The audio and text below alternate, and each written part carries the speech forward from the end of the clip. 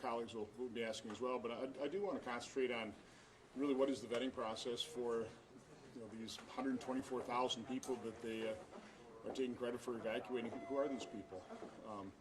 How are they making sure that they are connected to members of our military who really do want to make sure that people that help save their lives get out safely and get successfully integrated in our society? But with the chaos at Kabul airport, I have no confidence that this administration even knows who they airlifted out of there. What do you make of the Americans and Afghanistan refugees that are still left in Afghanistan? Well, it just underlines how incredibly chaotic this was, what a debacle this decision really was, and how incompetent the execution of the evacuation was.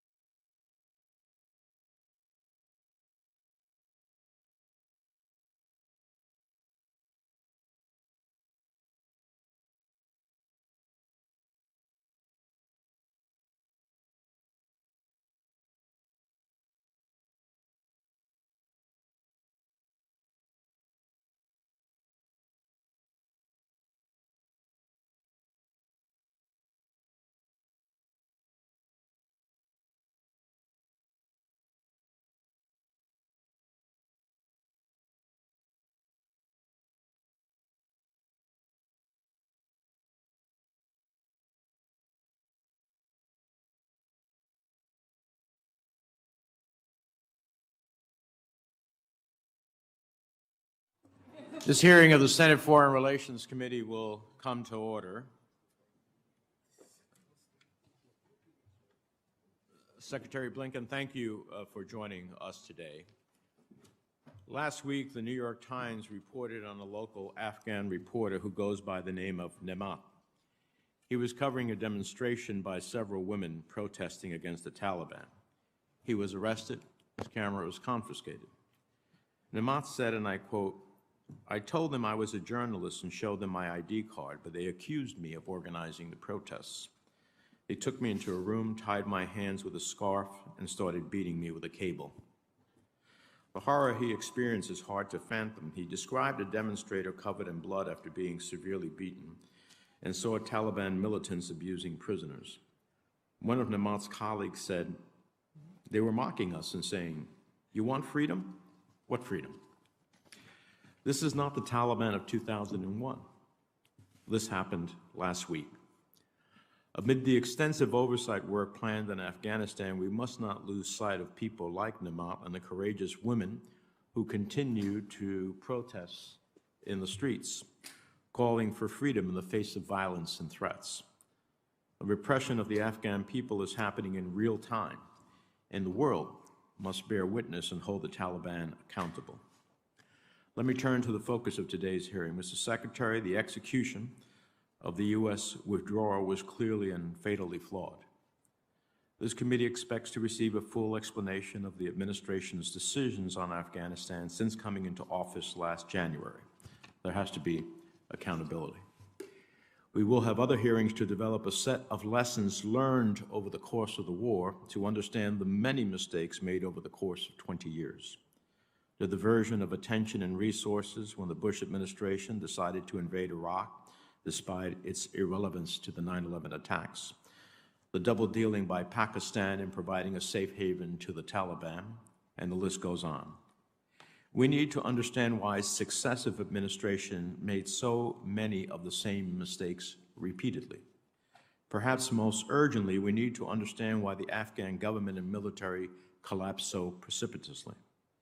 This rapid collapse laid bare a fundamental fact: that successive administrations lied to the Congress over the years about the durability of Afghan military and governing institutions. And we need to understand why. The chaos of last August is due in large part to the February 2020 surrender deal negotiated by President Trump, a deal that was clearly built on a set of lies, a deal that led to the release of 5,000 hardened Taliban fighters, boosting the militant group on the battlefield this summer. We know now that the Taliban had no intention of pursuing a political path and peace deal with the Afghan government. It had no intention of pursuing a democratic path. It had no intention of breaking ties with al-Qaeda. And it clearly had no intention of allowing women to have their rightful seat at the table and to participate fully in society. To demand the Taliban abide by its commitments now and expect a different result, I think, is somewhat absurd. The Taliban rules Afghanistan, so we will have to deal with it in some form. But let's not kid ourselves. There is no such thing as a reformed Taliban. This group is woefully stuck in the 14th century with no will to come out. Their concept of political representation and legitimacy is based squarely on the use of violent force and intimidation. The administration says that we should judge the Taliban by their actions, and I agree. And their actions since taking over Afghanistan have been pretty horrifying.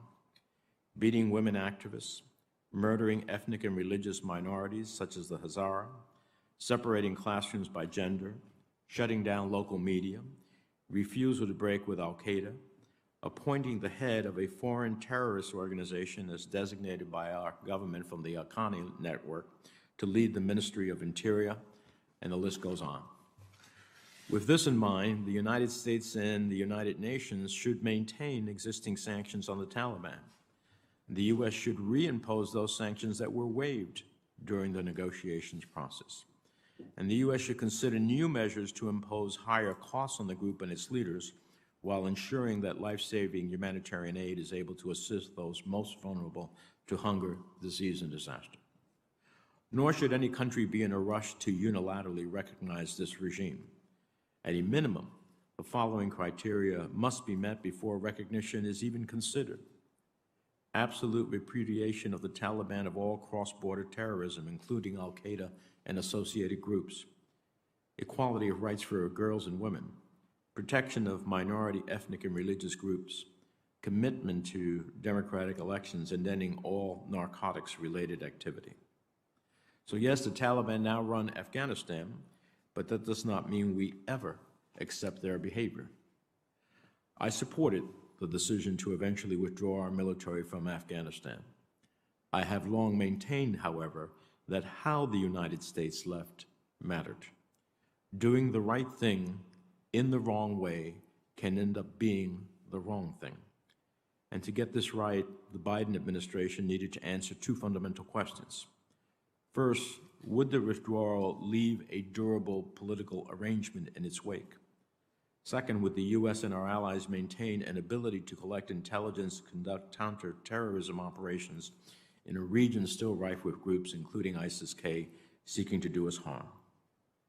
I believe the U.S. clearly fell short on the first measure, and time will tell on the second, but the prospects don't look promising. So let me start with some framing questions about the Biden administration's Afghanistan decision-making. First, upon coming into office, how did the Biden administration assess the impact on the ground of President Trump's flawed deal with the Taliban? Did the administration attempt to negotiate better terms with the Taliban upon coming into office? Second, did the president's April withdrawal announcement set in motion any explicit contingency planning in the event that the Taliban rapidly took over the country? What was the plan to evacuate all Americans? What was the plan to evacuate SIVs, P1s, P2s, and other at-risk groups? What was the plan to evacuate staff and those affiliated with Radio Free Europe, Radio Liberty, Voice of America, the National Endowment for Democracy, and other U.S.-funded organizations? President Trump, with Stephen Miller, intentionally blocked SIVs from being processed, which I think is a barbaric and cruel decision which likely resulted in death for some U.S. partners. How did the Biden administration specifically accelerate processing SIVs upon coming into office? And third, what was the plan to avoid or deal with a refugee and humanitarian crisis? I expect you'll address some of these issues in your opening remarks. Let me applaud the efforts of the personnel on the ground from the Departments of State and Defense who worked under horrific circumstances. Their actions in evacuating over 120,000 individuals were nothing short of heroic, and these personnel deserve answers. The American public deserves answers, and the Afghan people certainly deserve answers. So let me close with 3 points. First, while communication from the administration has been frequent throughout this crisis, information from State, the Pentagon, and the White House has often been vague or contradictory. This was obviously a fluid and difficult situation. Frustration among many members was high, and this has to improve. And to put this in context, member frustration came on top of years of stonewalling by the Trump administration and its refusal to engage the Senate on the Taliban negotiations. This is one of the examples why I have been trying to pursue on the CASE Act to understand what are the written agreements that come between an administration and others. Maybe if we had seen all of the elements of it, we would have been poised in a better position. Second, I'm very disappointed that Secretary Austin declined our request to testify today. A full accounting of the U.S. response to this crisis is not complete without the Pentagon, especially when it comes to understanding the complete collapse of the U.S.-trained and funded Afghan military. His decision not to appear before the committee will affect my personal judgment on Department of Defense nominees. I expect the Secretary will avail himself to the committee in the near future, and if he does not, I may consider the use of committee subpoena power to compel him and others over the course of these last 20 years to testify. Third, I implore the administration to remain focused on Afghanistan. It's critically important that the world bear witness and take action when possible in response to Taliban abuses. Your visit, Mr. Secretary, to Qatar and Germany sent the right message, and I strongly urge sustained attention to Afghanistan in the months and years to come. I also urge the administration to strengthen its resolve and efforts to secure the relocation of our civil society partners now at grave risk, who were left behind in Afghanistan. They include heroic individuals working for organizations on the front lines of U.S. efforts to strengthen democracy and human rights, including the rights of Afghan women and girls. Finally, I know that Senator Young is not with us today. He is home in Indiana, attending the funeral of Marine Corporal Humberto Sanchez. Corporal Sanchez was among those killed in the horrendous terror attack on August 26th at the Kabul airport.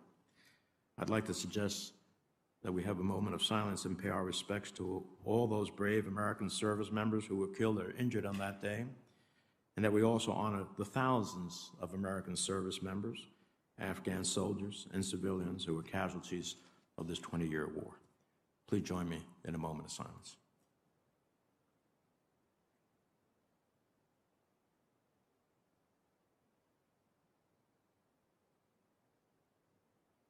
Thank you. With that, let me turn to the distinguished ranking member, Senator Risch, for his opening comments.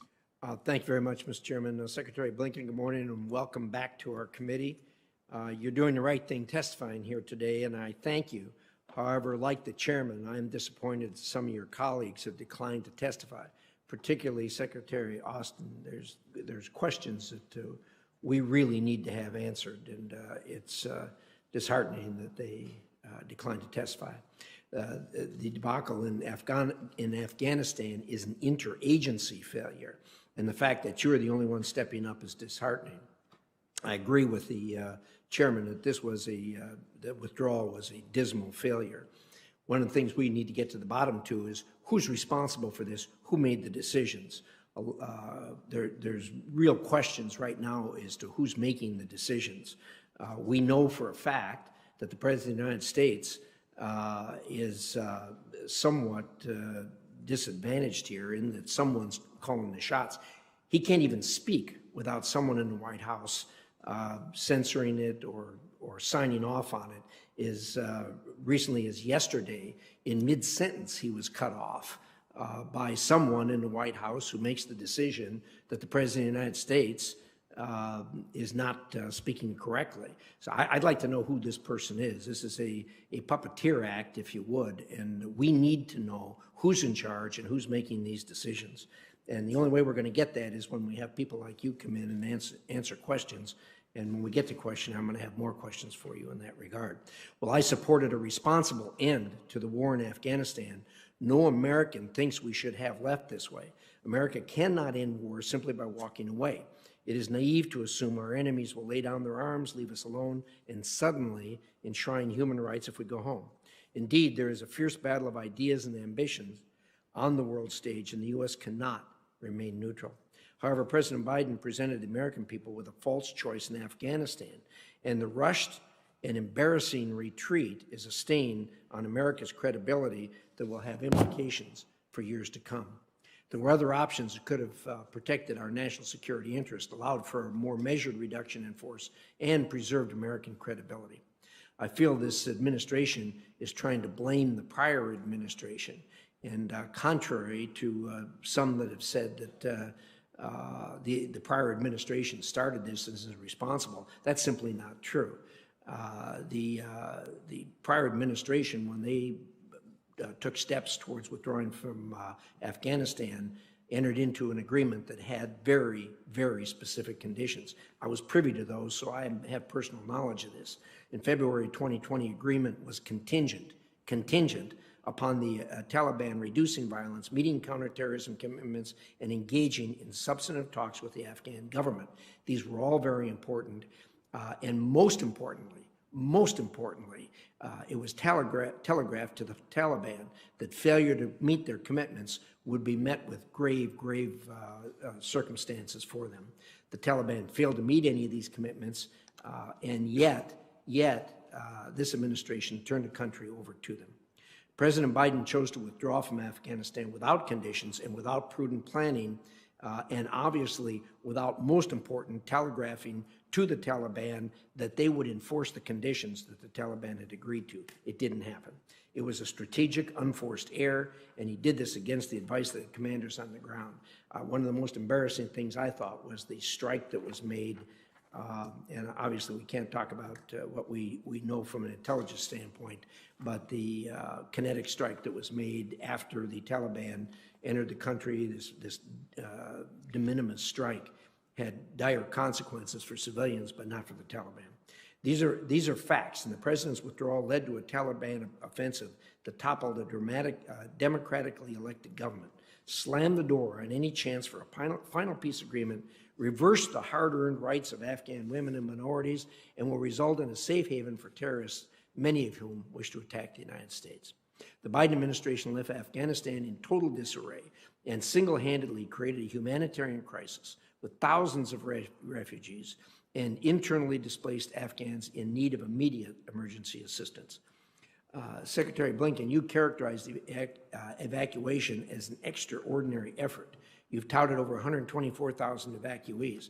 However, we abandoned the people we prioritized for departure.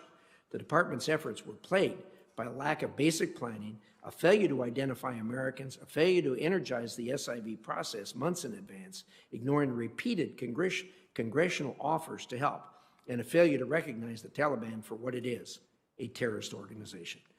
The numbers are telling. You evacuated 6,040 Americans and say only a couple of hundred remain. Your own department told this committee in July that there were 10 to 15,000 Americans in Afghanistan. There's a huge difference between 6,000 and 15,000. What happened to these other Americans? The situation with the special immigrant visa evacuations is even more disturbing.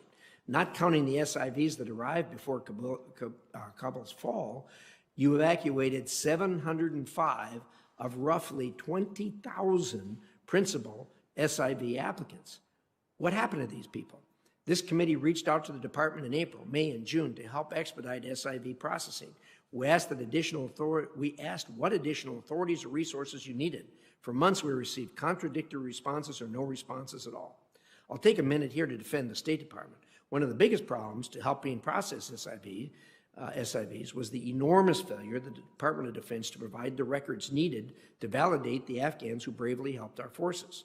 The fact that the DoD didn't keep accurate records is irresponsible and a slap in the face to those who fought alongside of us. Obviously, we want to talk to Secretary Austin about this. Despite the enormous efforts of our troops and diplomats on the ground, the preventable tragedy that unfolded at the airport in Kabul was a disaster of leadership and of the administration's own making. Not only were you unable to ensure that Americans had access to the airport, many were turned away repeatedly after braving Taliban checkpoints, but Americans outside of Kabul had absolutely no chance of evacuation. Green card holders and SIVs should have been prioritized for access to the airport as well, but there was no mechanism to get inside.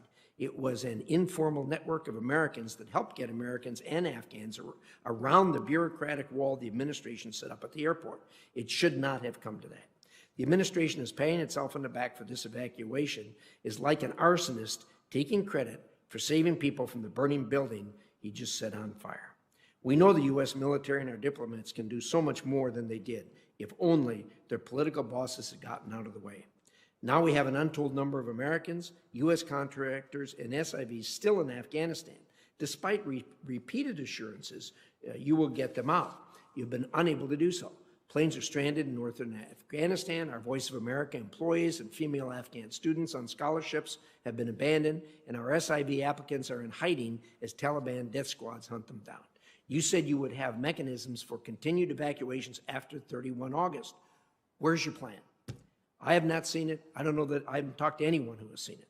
What I have seen is a rebuke from our European allies. They begged us for help, but where we were not helping our own citizens, how could we help them?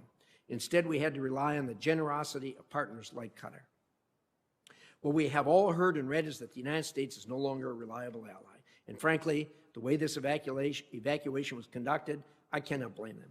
For years, despite strains in our relations with Europe and other allies, everyone knew the United States was the competent and capable partner. They trusted us to be the steady hand at the wheel that could navigate out of any difficult situation.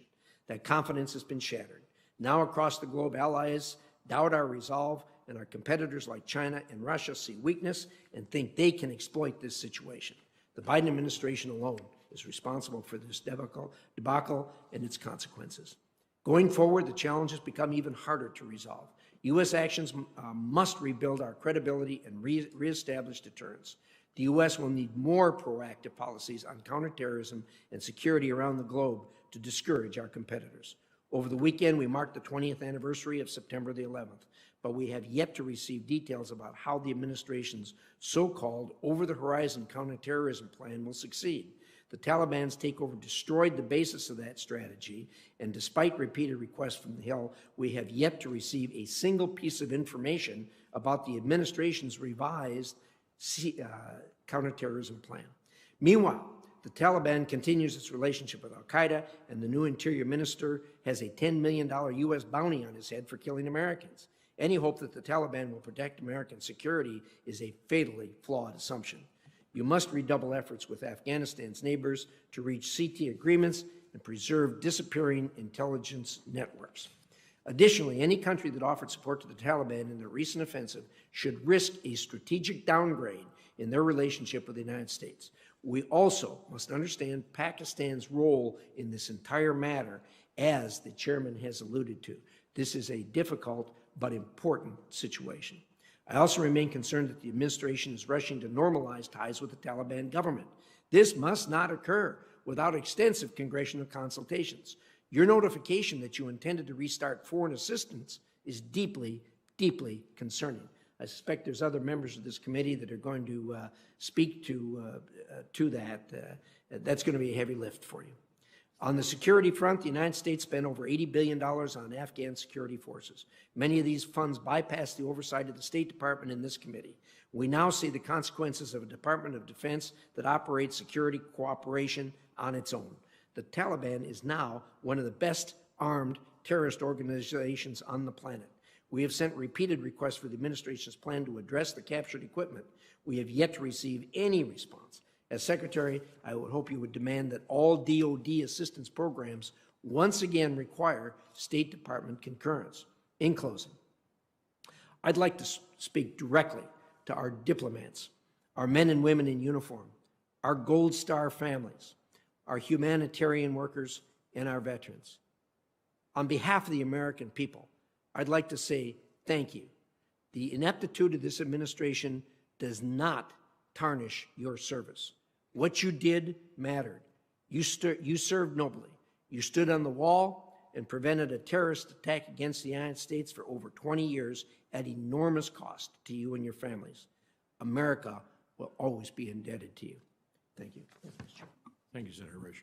Mr. Secretary, the Secretary has agreed to stay with us till each member has an opportunity to answer their questions. As such, and because of the nature of the subject matter, I've agreed that the Secretary has an extended opening statement. With that, Mr. Secretary, you're recognized. Mr. Chairman, thank you very much. Ranking Member Risch, thank you very much. And to all members, I appreciate the opportunity to be with all of you today to discuss our policy on Afghanistan, including where we are, how we got here, and where we're going in the weeks and months ahead. For 20 years, Congress has conducted oversight and provided funding for the mission in Afghanistan. And I know from my own time as a staff member here in this room for then Senator Biden, just how invaluable a partner Congress is. As I said when I was nominated, I believe strongly in Congress's traditional role as a partner in foreign policy making. I'm committed to working with you on the path forward in Afghanistan and to advance the interests of the American people. On this 20th anniversary of 9/11, as we honor nearly 3,000 men, women, and children who lost their lives, we are reminded of why we went to Afghanistan in the first place, to bring justice to those who attacked us and to ensure it would never happen again. We achieved those objectives a long time ago. Osama bin Laden was killed in 2011. Al-Qaeda's capabilities were degraded significantly, including its ability to plan and conduct external operations. After 20 years, 2,461 American lives lost, 20,000 injuries, $2 trillion spent. It was time to end America's longest war. When President Biden took office in January, he inherited an agreement that his predecessor had reached with the Taliban to remove all remaining U.S. forces from Afghanistan by May 1st of this year. As part of that agreement, the previous administration pressed the Afghan government to release 5,000 Taliban prisoners, including some top war commanders. Meanwhile, it reduced our own force presence to 2,500 troops. In return, the Taliban agreed to stop attacking U.S. and partner forces and to refrain from threatening Afghanistan's major cities. But the Taliban continued its relentless march on remote outposts, checkpoints, villages, and districts, as well as some of the major roads connecting the cities.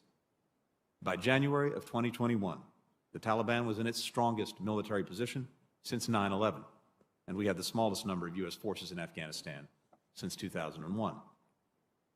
As a result, upon taking office, President Biden immediately faced the choice between ending the war or escalating it.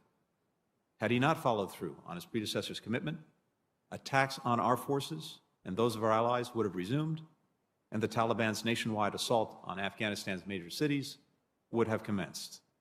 That would have required sending substantially more U.S. forces into Afghanistan to defend ourselves and to prevent a Taliban takeover, taking casualties, and with at best the prospect of restoring a stalemate and remaining stuck in Afghanistan under fire indefinitely. There's no evidence that staying longer would have made the Afghan security forces or the Afghan government any more resilient or self-sustaining.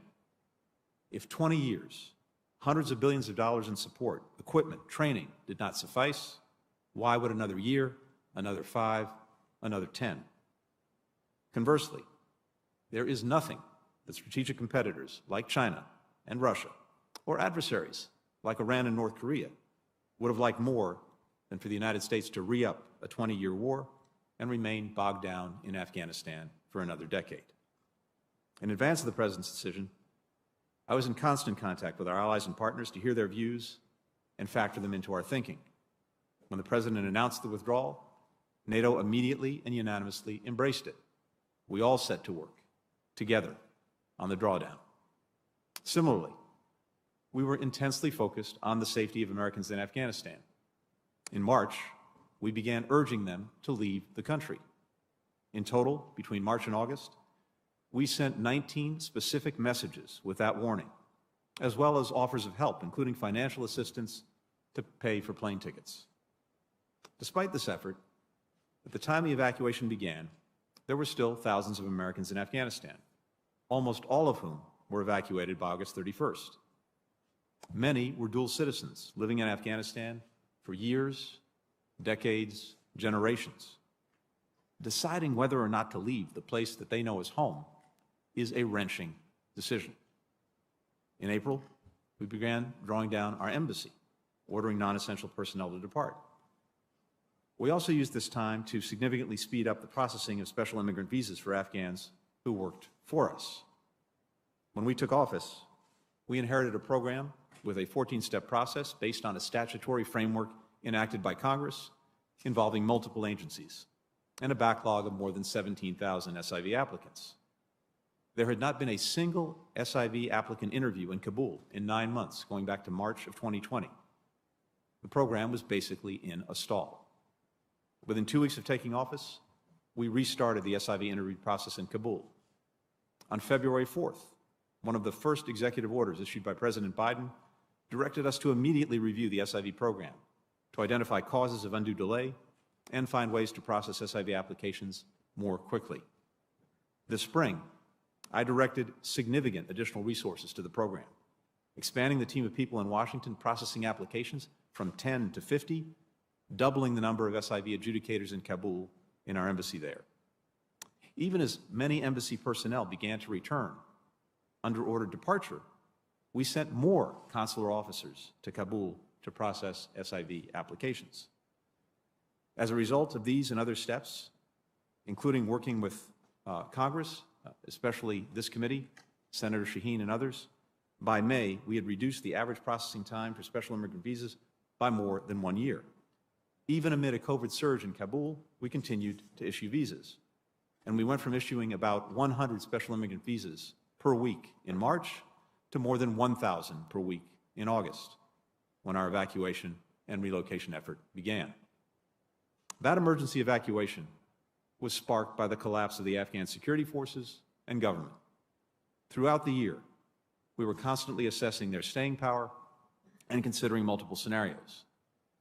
Even the most pessimistic assessments did not predict that the government forces in Kabul would collapse while U.S. forces remained. They were focused on what would happen after the United States withdrew, from September onward. As General Milley, the chairman of the Joint Chiefs of Staff, has said, nothing I or anyone else saw indicated a collapse of this army and this government in 11 days. Nonetheless, we planned and exercised a wide range of contingencies. Because of that planning, we were able to draw down our embassy and move our remaining personnel to the airport within 48 hours. And the military, placed on standby by President Biden, was able to secure the airport and start the evacuation within 72 hours. And yes, that evacuation was an extraordinary effort under the most difficult conditions imaginable, by our diplomats, by our military, by our intelligence professionals. They worked around the clock to get American citizens, Afghans who helped us, citizens of our allies and partners, and at-risk Afghans on planes out of the country, off the United States, or to transit locations that our diplomats had arranged or negotiated in multiple countries. Our consular team worked 24/7 to reach out to Americans who could still be in country, making 55,000 phone calls, sending 33,000 emails by August 31st. And they're still at it. In the midst of this heroic effort, an ISIS-K attack killed 13 service members working the gates at H-Kaya, wounded 20 others, killed and wounded scores of Afghans. Our service members gave their lives so that others can continue to live theirs. In the end, we completed one of the biggest airlifts in history, with 124,000 people evacuated to safety. And on August 31st, in Kabul, the military mission in Afghanistan officially ended, and a new diplomatic mission began. I want to acknowledge the more than 24 countries that have helped with the relocation effort, some serving as transit hubs, some welcoming Afghan evacuees for longer periods of time. And as the 9/11 report suggested, it is essential that we accelerate the appointment process for national security officials, since a catastrophic attack could occur with little or no notice. Today, there are nearly 80 State Department nominees pending before the Senate. Nearly 24 have already been voted out of this committee on a strong bipartisan basis and simply await a vote in the Senate. For our national security, I respectfully urge the Senate and this committee to move as swiftly as possible to consider and confirm all pending nominees and to address what is a significant disruption in our national security policymaking. Now, let me briefly outline what the State Department has done in the last couple of weeks and where we're going in the weeks ahead. First, as you know, we moved our diplomatic operations from Kabul to Doha, where our new Afghan affairs team is hard at work. Many of our key partners have done the same thing. They've joined us there in Doha. Second, we've continued our relentless efforts to help any remaining Americans, as well as Afghans and citizens of allied and partner nations, leave Afghanistan if they choose. Last week, on Thursday, a Qatar Airways charter flight with U.S. citizens and others on board departed Kabul and landed in Doha. On Friday, a second flight carrying U.S. citizens and others departed Afghanistan. These flights were the result of coordinated efforts by the United States, Qatar, and Turkey to reopen the airport and intense diplomacy to start the flights. In addition to those flights, half a dozen American citizens, a dozen permanent residents of the United States have also left Afghanistan via overland routes with our assistance. We're in constant contact with American citizens still in Afghanistan who've told us they wish to leave.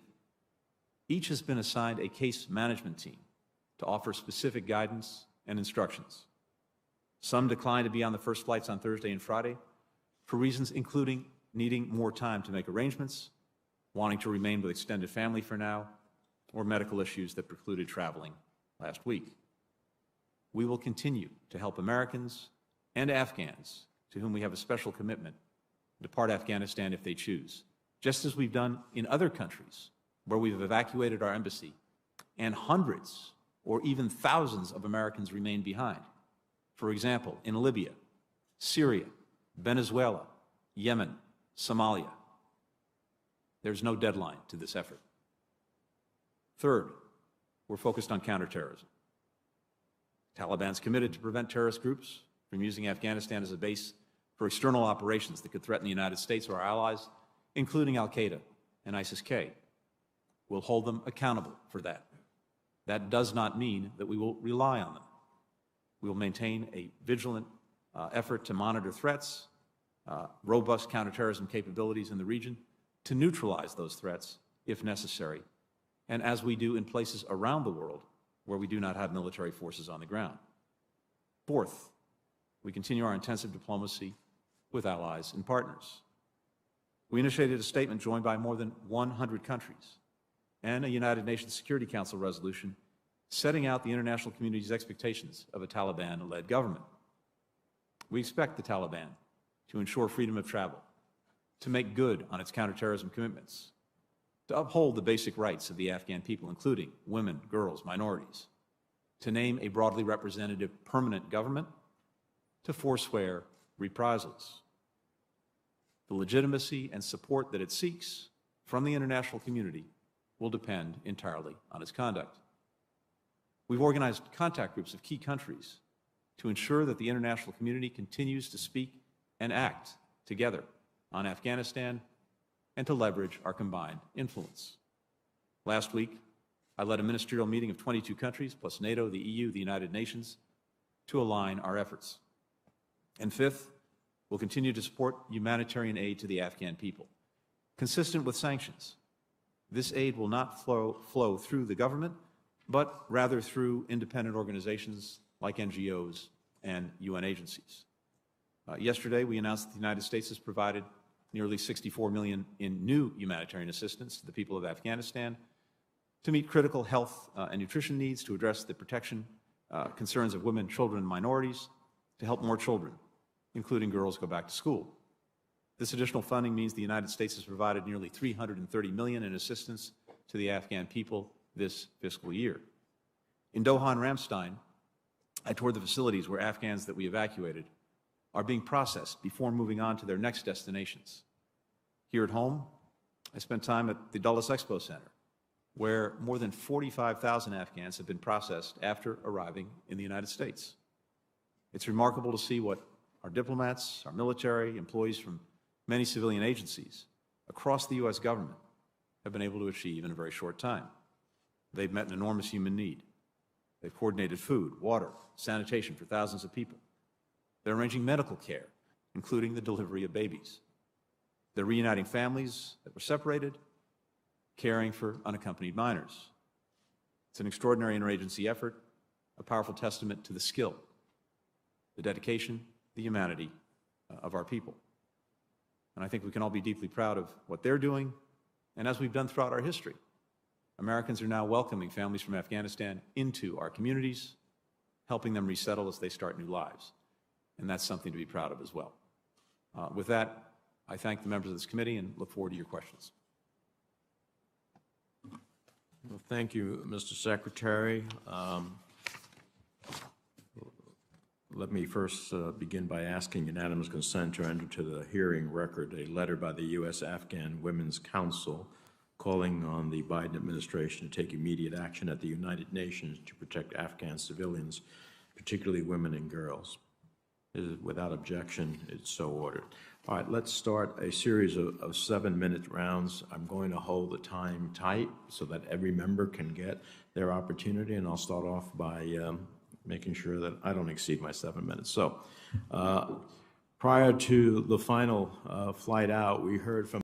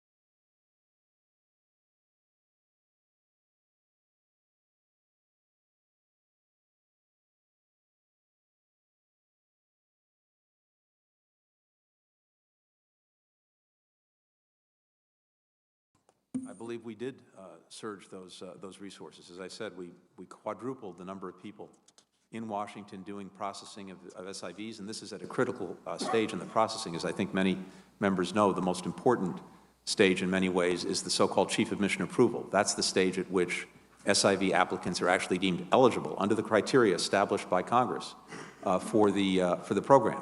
And by the way, those who apply, those who actually get chief of mission approval, the washout rate is about 40% historically.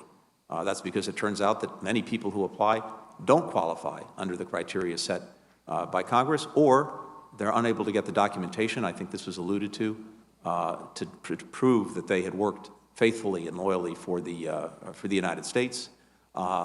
There's some situations where people are committing fraud in order to get into the program, maybe for understandable reasons. But the point is, we have a very lengthy process, 14 steps, multiple agencies involved. We work to try to streamline that. I think there's more work that we would like to do going forward to do that.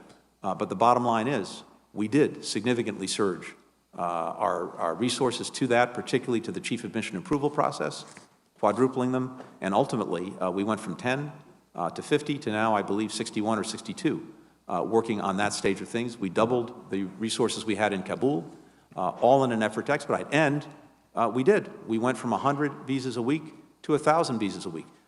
But what was not anticipated was the collapse in 11 days of the Afghan government and the Afghan military. Let me ask you this. There have been numerous press reports over the past week about a new or refined process for the State Department to lead efforts in coordination with the Department of Defense to work with outside groups to evacuate American citizens and Afghan allies left behind in Afghanistan. Can you tell us exactly what these new U.S. government-led efforts are, how coordination with outside groups and individuals is being handled, by who, what is the nature of the state DoD cooperation? Give us a sense of that. Sure. We have, within the department, led by our former ambassador to Afghanistan, John Bass, who went back to Kabul to the airport to help lead the evacuation efforts. He is leading an effort to manage, coordinate all of the ongoing efforts to bring people who wish to leave Afghanistan out. And that includes, among other things, a coordination with the many outside groups, as well as members of Congress, who are working themselves heroically to help in this effort. I met myself with about 75 veterans organizations a couple of weeks ago, given the extraordinary efforts that veterans, either individually or as groups, are doing to help. And we want to make sure that we are as coordinated as we possibly can be on these efforts, to make sure that we know who is doing what assistance we can provide, and to make sure that we're working together going forward. We have many other people working on this task force, some dedicated to American citizens, others focused on SIVs and other Afghans at risk, others focused on coordinating with different groups, including members of Congress. Let me give you my final minute. I'd like to give you an opportunity to set the record straight on one point. Several commentators have suggested that had the department moved forward with the Crisis Contingency and Response Bureau proposed by the Trump administration as it was walking out the door, it would have been able to respond better to the Afghan situation. But it's my understanding that that bureau had not been stood up yet when you decided to curtail the proposal, nor as proposed did it actually add any additional resources or capabilities to those that state already had. It was a bureaucratic movement, not creating or getting rid of actual capabilities, just a new organizational chart. And in that bureaucratic reshuffling, potentially creating damage to the department's operations, not solving them. Is that a fair statement? That is a fair statement, Mr. Chairman. Okay. If it's not the CCR, then what is the answer?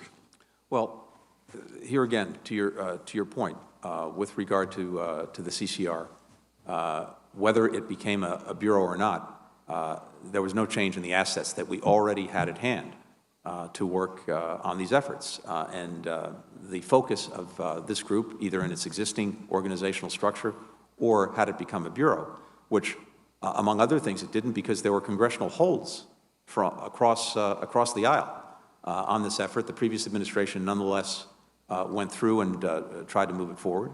we decided that we needed to review it.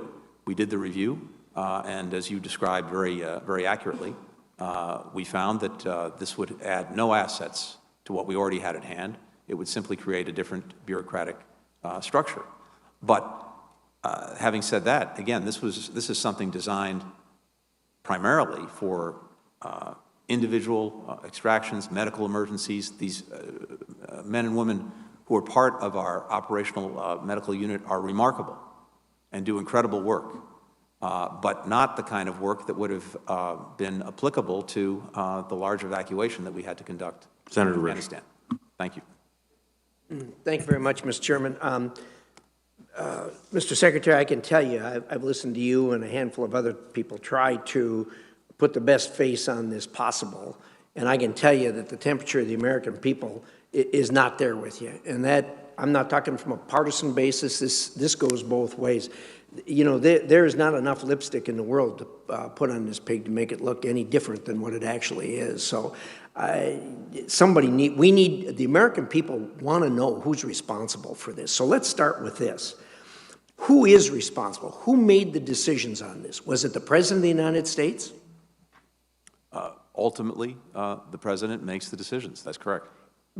Did he in this case? As in every case, ultimately decisions that can only be decided by the President are decided by the President.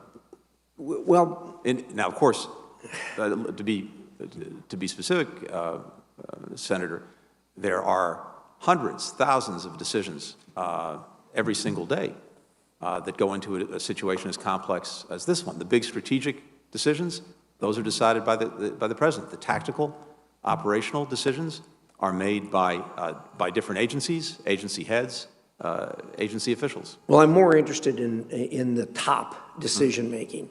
Look, we've all seen this. We saw it as recently as yesterday. Somebody in the White House has authority to press the button and stop the president, cut off the president's speaking ability and sound. Who is that person?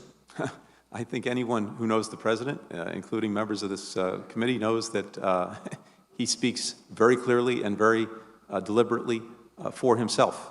No one else does. Well, are you saying that there is no one in the White House that can cut him off? Because yesterday that happened, and it's happened a number of times before that. It's been widely reported that somebody has the ability to push the button and cut off his sound and stop him from speaking. Who is that person? There is no such person. Again, the president speaks for himself, makes all of the strategic decisions, informed by the best advice that he can get from the people around him. So are you unaware that this is actually happening? Because it happened yesterday at the Interagency Fire Center. It was widely reported, the media's reported on it, and it's not the first time it's happened several times. Are you telling this committee that this does not happen, that there's no one in the White House who pushes the button and cuts him off in mid-sentence? That's correct. So this didn't happen yesterday, nor on the other occasions where the media showed the American people that his sentence was cut off in mid-sentence. No. Are you saying that didn't happen? Senator, I really don't know what you're referring to. All I can tell you is, having worked with the president for now 20 years, both here on this committee and over the last 9 months at the White House, the president very much speaks for himself. Well, let's take a different attack. He does speak for himself, but what happens when somebody doesn't want him speaking? You're telling us you don't know anything about this, that somebody cuts him off in mid-sentence. Is that what you're trying to tell this committee? Because everybody here has seen it. Senator, I'm telling you, based on my own experience with the president over the last 20 years, anyone who tried to stop him from saying what he wanted to say, speaking his mind, would probably not be long for their job. Let's turn to the dissent cable that you received in July. Are you willing to give a copy of this dissent cable that you got from 24 diplomats regarding the imminent catastrophic collapse in Afghanistan? Are you willing to give a copy of that to this committee? Senator, this descent channel is something that I place tremendous value and importance on. It's a way for people in the State Department to speak the truth as they see it to power. And these cables, I've read every single one of the descent channel cables that we've gotten during this administration. I've responded to every single one. I factored what I read and heard into my thinking and into my actions. But the legitimacy of the channel, the ability for people to be able to, with confidence, share their thoughts, share their views, even when they run counter to what their seniors have said or the policies being prescribed. It's vitally important that we protect that channel, protect its integrity, and it is designed by its very regulations only to be shared with senior officials in the department. And what I don't want to see is some kind of chilling effect going forward that says to those who would think of writing a cable in the future that this will get out widely, be distributed in ways that would have that chilling effect. Do you admit that you received a dissent cable in July signed by 24 diplomats that warned about the imminent catastrophic collapse that was coming in Afghanistan? Senator, I certainly received the cable in mid-July. I read it. I responded to it. I factored its contents into my thinking. And what the cable said broadly was two things. It did not suggest that the government and security forces were going to collapse prior to our departure.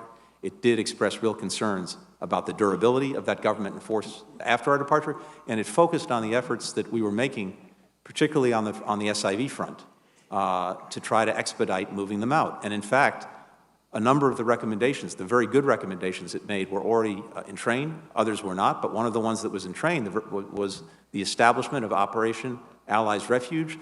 We received the cable on July 13th. That operation was actually put into force on July 14th. It had already been planned for some time, and this was an effort to expedite the identification and relocation of SIVs, actually putting them on planes, which, as you know, is not part of the program, actually relocating them and working to establish transit sites so that we could put them there while we finished processing them.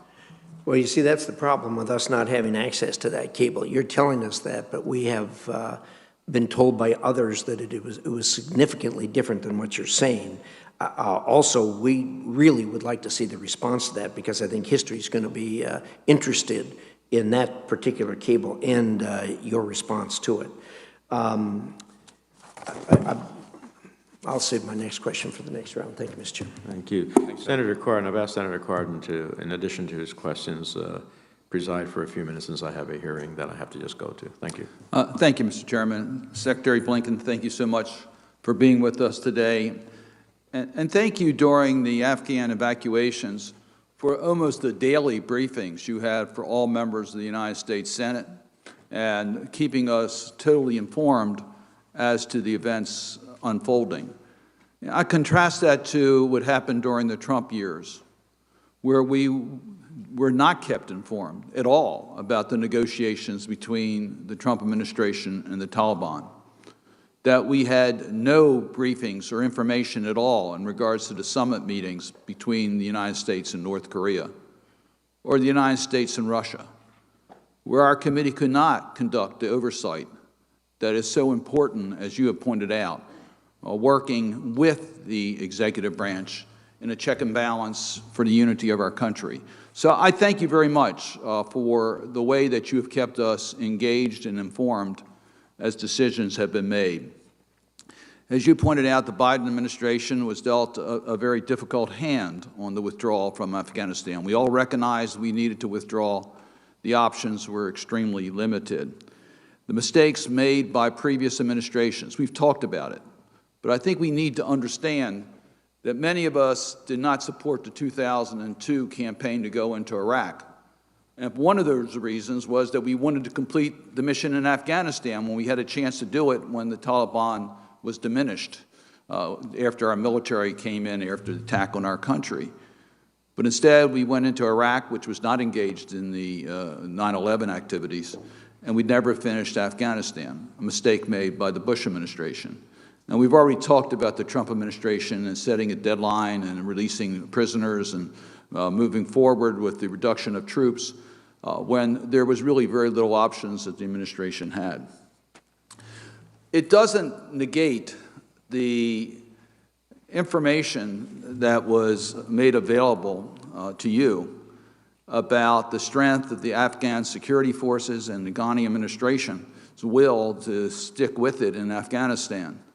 And I think many of us are interested in knowing how intelligence got that so wrong. And the contingency plans are ones that we really do want to review, because it seems to us there had to be better ways to secure passage into the airport than what ultimately happened. But considering the hand that you were dealt, considering the crisis that developed, evacuating 124,000 was a miraculous task. So we congratulate all that were involved in the evacuation of so many people under such a short period of time, under such difficult circumstances. I want to get to where we are today. During this process, the State Department was very open to all members of Congress, Democrats, Republicans, as we filtered information into you about vulnerable people in an effort to get them out of Afghanistan. Today, our offices are still being deluged by requests to help people that are in Afghanistan. NGOs are working very aggressively. Can you share with us the process that you're using in order to filter information about Americans that are still in Afghanistan who want to leave, those that apply for SIV status, and those Afghans that are at risk? How do we transmit that information, and what process is in place so that we can try to get these people out of Afghanistan? Yes, thank you, Senator. As I noted, we've established a task force focused entirely on relocation to help those who wish to leave Afghanistan, whether they're any remaining American citizens, whether it's SIV applicants, whether it's Afghans at risk, whether it's the nationals of partner countries, get out. And that involves a number of things. It involves, for the American citizens, case management teams, 500 individuals whose task is to be in constant contact with any remaining American citizens who wish to leave, and that's what they're doing. It also includes, together with our Legislative Affairs Office, being in constant contact with you, as well as with outside groups who have identified and are trying to help people who seek to leave. This here is the sum total of cases brought to us by members of this committee, just this committee, that all of you, or many of you, have been working, and we are deeply grateful for those efforts, for this information. It ensures that when you send us the information, we put it into our database, if it's not already there. We make sure that we're able to track it. We make sure we're able to coordinate with you.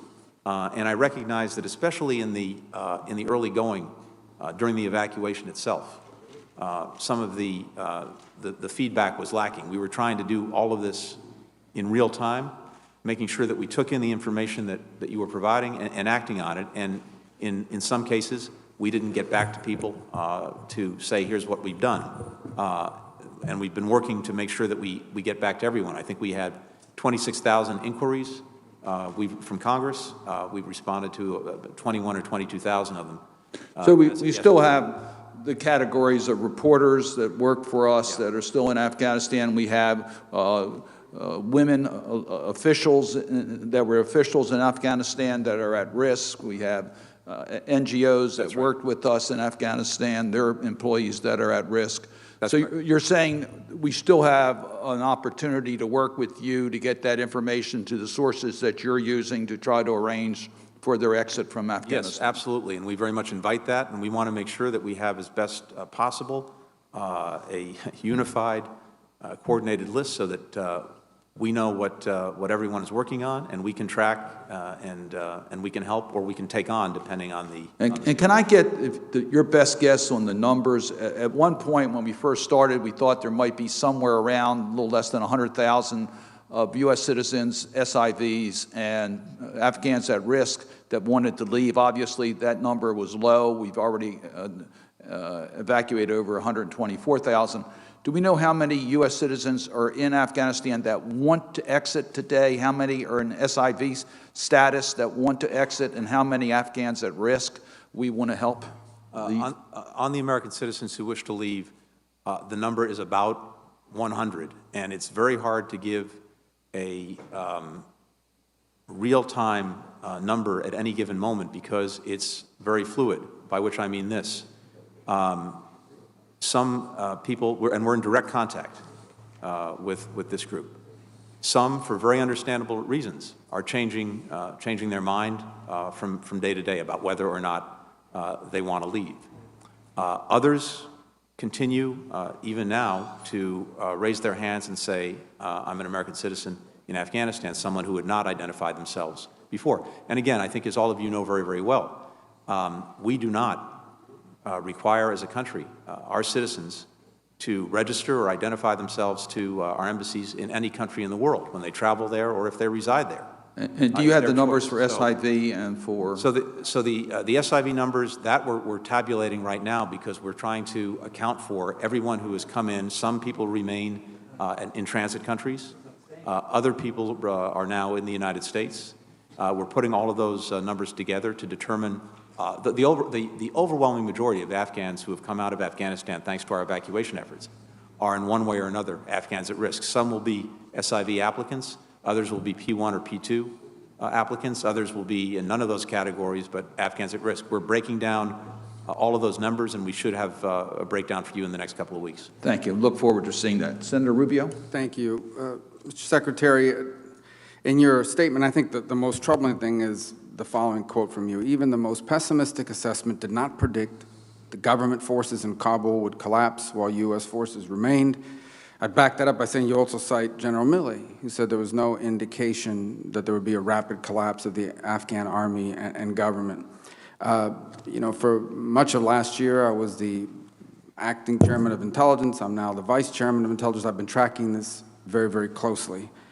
And just going back to the beginning of this year, I can just, obviously I can't quote the titles of the pieces, but let me suffice it to say that there are numerous pieces that would be categorized as it's going to hit the fan. And, but let's just for a moment put that aside, okay, because I think any analysis of those pieces would have led anyone to that conclusion. Putting that aside for a moment, we had every reason to believe and to plan for the rapid collapse of the Afghan military and the Afghan government. At the beginning of 2020, by all admissions, we had a already really bad status quo in Afghanistan. Okay, we had a small footprint, but we had a strong commitment to air support, and that sustained the Afghan security forces' ability to resist the Taliban. The security forces of Afghanistan were suffering 10,000 casualties a year.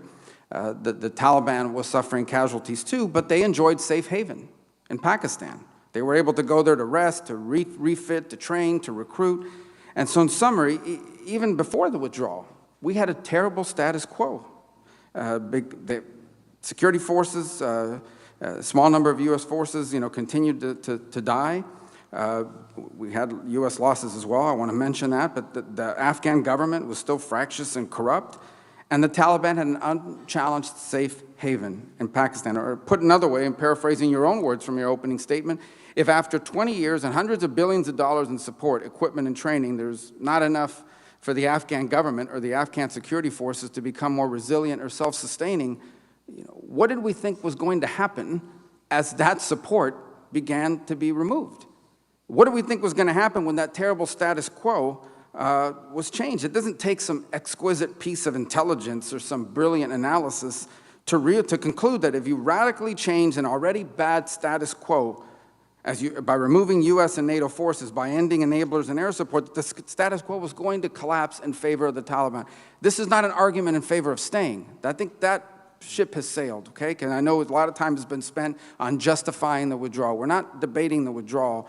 What I'm arguing is we had a terrible status quo as is, by your own admission. The Afghan government, even after billions of dollars in 20 years, was not self-sustaining, was not resilient. We should have known that as we began to draw down support, we were going to see the potential for a collapse. And that's what all these pieces pointed to as well. So it's concerning that no one saw all of this and concluded that there was no evidence or no reason to believe that there could be a rapid collapse. More to that point, we began to see clear signs weeks ago that this is where it was headed. Without airstrikes, the Taliban now began to mass and maneuver, going from intimidating these small Afghan outposts to actually getting them into quitting. We were seeing Afghan outposts begin to quit. The Taliban they went from surrounding these small provincial capitals to surrounding major cities with 5,000 to 8,000 Taliban fighters. This is weeks before. By the way, this is at the same time as I believe on July 8th, President Biden was still giving this naive, optimistic prediction about the fighting capabilities of the Afghan forces and so forth. We could see them meticulously focused on the north. You could see that they were methodically and carefully splintering the sclerotic remains of any sort of resistance. Weeks before the fall of Kabul, you could see the Taliban was on the verge, was headed towards doing something they hadn't done before. They were going to isolate Kabul from the north, cutting off all their supply routes. So we knew weeks before that we were headed for a Taliban control of the north. All the traditional routes of Taliban encroachment on Kabul were nearly sealed, the south and the east. Kabul faced the prospect of no fuel. The Afghan government faced the prospect of being unable to mount any viable opposition and sustain defense. What did we think was going to happen? All of those things were in place at the time. And I think the most concerning part of it is that if we didn't have an analysis that looked at all this, this wasn't a failure of intelligence, this was a failure of policy and planning. We have the wrong people analyzing this. Someone didn't see this. Either someone didn't see this or someone didn't want to see this because we had established this, we wanted to be out by September 11th so that we could have some ceremony arguing that we got and pulled out of Afghanistan on the anniversary of 9/11. The fact of the matter is where it leaves us now, on top of all the other things that have been mentioned here from a geopolitical perspective, is not a good place. I think China and Russia and Iran, they look at this botched withdrawal, and what they see is incompetence that they think they might be able to exploit, may lead to miscalculation. I think the Europeans, our allies, who had very little say, if any, or control certainly over the timing and the execution of all this, they're now, number one, have to be wondering about our reliability, the credibility of our defense agreements with them, but they also have to be really, really upset at the prospects of a massive refugee crisis landing right on their borders here very soon. And India, and I know that there was an announcement today, there'll be a meeting of the Quad fairly soon, which is a good development, except that in the Pacific region, if you're India, you're looking at this and saying, if the United States allowed Pakistan to unravel their standing, because the Pakistani role in all this, and I think multiple administrations are guilty of ignoring it, the Pakistani role in enabling the Taliban is ultimately a victory for those pro-Taliban hardliners in the Pakistani government. They have to be looking at this and saying, if the United States could have a third-rate power like Pakistan unravel its aims, what chance do they have of confronting China? So I think this leaves us in a terrible situation, but I go back to the initial point. I don't know how it's possible. If in fact, the people in charge of our foreign policy did not see all of these factors and conclude that there was a very real possibility of a very rapid collapse, then we've got the wrong people making military and diplomacy decisions in our government. Senator, I'm happy to respond briefly in the time that we have. As you know from your own expertise and leadership on these matters, there are constant assessments being done, and in this particular case, assessments being done of the resilience of Afghan security forces, of the Afghan government, and different scenarios established, from worst case to best case to everything in between. And ultimately, the preponderance of the intelligence and assessments land someplace, and there are always going to be voices, and critically important that we listen to all of them, who may be talking about exclusively the worst case, some best case, some in between. Here's what I can say in this setting, and we can take this up as well in other settings. Back in February, the assessment of the overall assessment of the community was that after a complete U.S. military withdrawal, that could potentially, in the worst case scenario, lead to the Taliban capturing Kabul within a year or two. So that's back in February, and that was more or less where things stood in the winter and into the spring. By July, and you're exactly right, that the situation was deteriorating as the Taliban continued to make progress on the ground throughout the summer. In July, the IC indicated that it was more likely than not that the Taliban would take over by the end of the year, the end of this year. That said, we, the intelligence community, did not say that the countrywide collapse of all meaningful resistance would be likely to occur in a matter of days. And you referenced Chairman Milley, as I did earlier. Nothing that he saw, that I saw, that we saw, suggested that this government and security force would collapse in a matter of 11 days. And you're right that I think we need to look back at all of this because, to your point, we collectively, over 20 years, invested extraordinary amounts in those security forces and in that government. Hundreds of billions of dollars, equipment, training, advice, support. And based on that, as well as based on what we were looking at real time, again, we did not see this collapse in a matter of 11 days. But I think it is important that we go back and look at all of this. The time has expired. Thank you. Senator Shaheen. Thank you, Mr. Chairman, and thank you, Secretary Blinken, for appearing before the committee today. I appreciate and share the frustration of my colleagues over the challenges with the evacuation, over the situation of special immigrant visa applicants, and the Taliban's treatment of women and girls and other minorities. But I also agree with your assessment and that's been given by several others, that where we were when we got to that evacuation was because of the failure of both Democratic and Republican administrations. And I want to know where that outrage was when year after year, for 10 years, starting with Senator McCain, I and others in the Senate tried to get more special immigrant visa applicants through the process so that they could leave Afghanistan, leave the threat, and come to the United States. And there were a few Republicans in the Senate who blocked us year after year from getting more SIV applicants to the United States.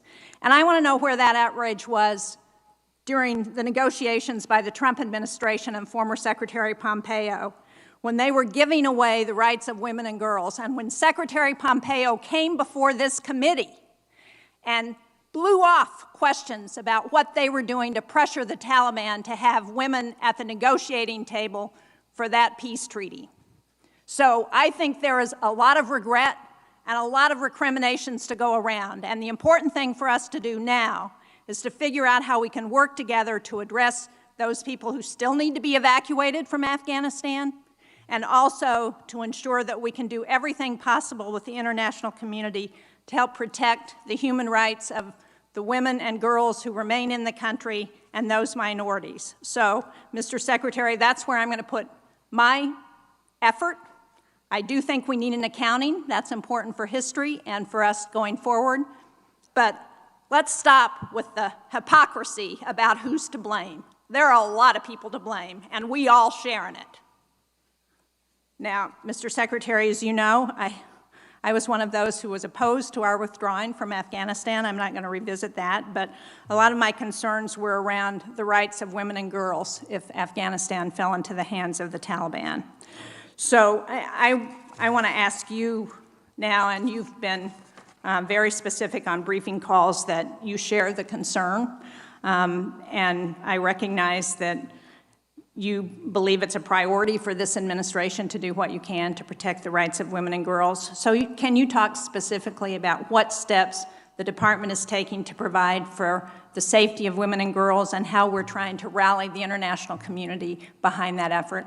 Yes, thank you, Senator. And let me just start by thanking you personally for your leadership for a long time now on these issues, both on the SIVs and the work that we've actually been able to do to try to improve the program, but more work needs to be done, as well, of course, as on women and girls. From advancing women, peace, and security and that agenda to ensuring that there's an equal playing field for women and girls, you've made a huge difference. And I have to say, over the last 20 years, we have made a difference collectively in Afghanistan, and possibly the biggest difference we made was for women and girls. Access to education, access to health care, access to work, and opportunity. All of that was as a result of many of the efforts that we made and that this Congress made and supported, including with very, very significant assistance. This is hard.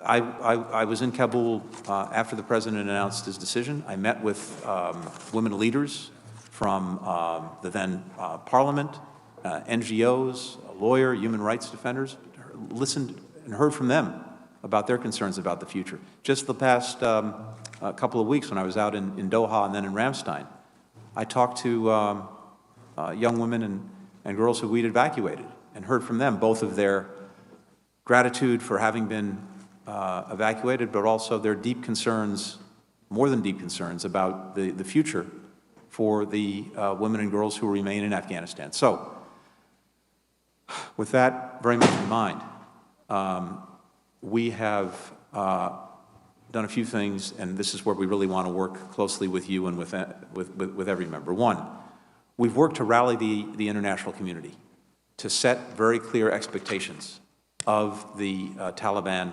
going forward, to include the expectation that it will uphold the basic rights of women and girls as well as minorities. And that's visible in the statement that more than 100 countries have signed at our initiative. It's also in a UN Security Council resolution that we initiated and got passed. And I know people say, oh, it's a statement or a Security Council resolution, it doesn't matter. Well, in the case of the Security Council resolution, just to cite one example, there are significant sanctions that from the United Nations on the Taliban. There are travel restrictions on the Taliban. And the idea that if the Taliban is in violation of the Security Council resolution that we established, it will get any relief just on that alone, the UN sanctions or travel restrictions, I think that's pretty clear that won't happen. That's just one point of leverage. We've been working to make sure that the international community speaks with one voice and acts together, including on this. That's one. Second, we want to make sure that assistance continues to flow. Humanitarian assistance, including assistance that's directed at the special needs of women and girls.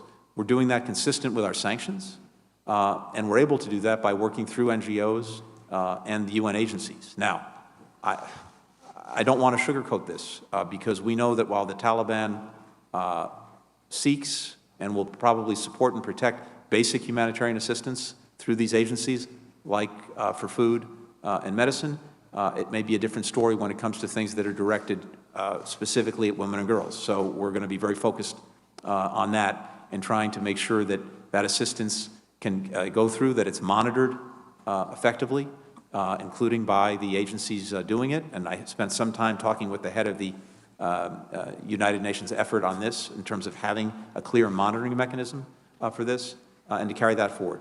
Next, we will soon appoint, at my direction, a senior official responsible for focusing and marshaling all of our efforts on support for women, girls, and minorities in Afghanistan. I think it's very important that we have a focal point in the U.S. government, at the State Department, whose responsibility is to carry forward this agenda, working closely with you in the weeks and months ahead. Well, thank you very much. I'm out of time, but can you share with us who that official is as soon as they're appointed? Yes, of course. Thank you. Thank you, Senator. Senator Johnson. Thank you, Mr. Chairman. Mr. Secretary, if I were just to read your testimony, not having watched any news, I would literally think this was a smashing success. But I do read the news, as most Americans do, and we realize this was a complete debacle. And I think what concerns me the most, among many things, is that detachment from reality. It's the same denial of reality, for example, on the border. A self-inflicted wound, a crisis created by President Biden's policies that have completely thrown open our borders, and yet the administration denies that we have a problem at the border. So I've got a number of questions. First of all, approximately what is the dollar value of the equipment that's been left behind that now the Taliban controls? What's the dollar value of that?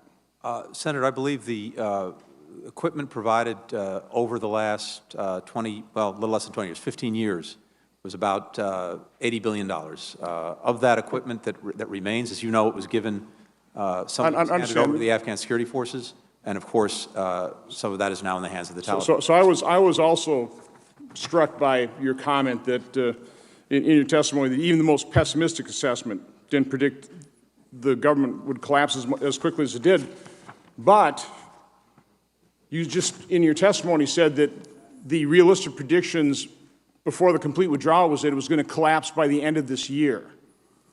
So the administration continued with their plans of withdrawal, of evacuation, of surrender, knowing that the Taliban would be in control of $80 billion worth of sophisticated equipment at the end of that, correct?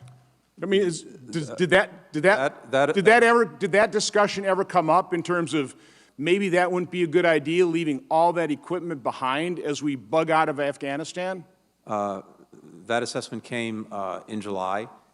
Much of the equipment, and again, I'll defer to my colleagues at the Pentagon, who are more expert in this than I am. Much of that equipment was made inoperable. Other pieces of equipment will become inoperable because there is no ability on the part of the Taliban to maintain it. None of it, to the best of my knowledge, poses a strategic threat to us or to any of Afghanistan's neighbors. What we're looking at are primarily uniforms. So we have an oversight letter. We'd like response on that. Let's just quick talk about the decision to close down Bagram. I mean, again, the President says this was, unanimously decided by the military, but isn't it true that the President decided what the troop level would be, a very minimal troop level? The President decided that we would keep the embassy open and it had to be protected. He forced the military's hands, right? In the end, it was his decision. It wasn't the military's decision to close Bagram. The President makes the strategic decisions when it comes to the actual drawdown, the retrograde, to use the technical language. Those were decisions made by his military commanders. He sought their best advice, and that's what was carried out, including the timing of the decision to another troubling piece of your testimony. You said when the President announced the withdrawal, NATO immediately, unanimously embraced it. Joseph Borrell, the Foreign Affairs Chief of the European Union, his statement on the surrender is that it's, quote, a catastrophe for the Afghan people, for Western values and credibility, and for the developing of international relations. The Wall Street Journal summarizes it quite nicely in their piece, just the title, How Biden Broke NATO. The chaotic Afghan withdrawal has shocked and angered U.S. allies. Again, that's detachment from reality that our NATO allies are on board with this thing. They're not.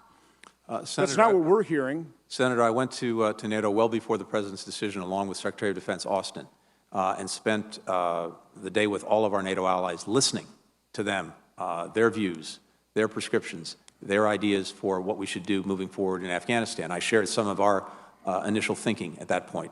We factored in everything we heard from our allies into our own decision-making process. When the President just like you planned for every contingency. Okay, I got it. If I could just continue. But now, listen, it's bureaucratic speak. I have some questions. So, again, my concern is the detachment from reality. So, as we surrendered, as we're evacuating, as we're bugging out, we're hearing all these soothing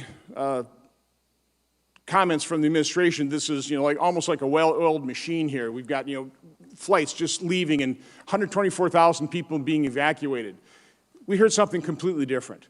So tell me what is wrong about what I had heard. First of all, prior to the Taliban providing perimeter security, there was no security, and basically tens of thousands of Afghanis flooded into the Kabul airport, correct? There was perimeter security around the airport established. But we literally had tens of thousands of people. We did not know who these people were. It wasn't like people we invited in that were special immigrant visa holders, correct? We did not control the city. We controlled the airport. Sorry if you. But again, so we had tens of thousands of people in Kabul airport. The reports we were getting on the ground is many had no form of ID whatsoever. When I went to Fort McCoy, I asked the commanding general. Again, every contingency planned for. I asked the commanding general, when did you first find out that your mission would be as an intake facility for the Afghanistan refugees? He said 10 days ago. I asked the commanding general, I asked the representative from the Department of State, as well as from the Department of Homeland Security, do we know that every refugee that you've received so far, and there's only 1,000 at that point in time, do we know that they at least have some form of ID? And we didn't. We're hearing all these assurances that we're getting biometrically screened, a 14-step plan. I asked the head of Northern Command, he was at Fort McCoy, describe those steps to me. What do we screen them against? I mean, are ISIS terrorists, are Al-Qaeda terrorists, have we biometrically screened them in the past so that we can compare them to a database?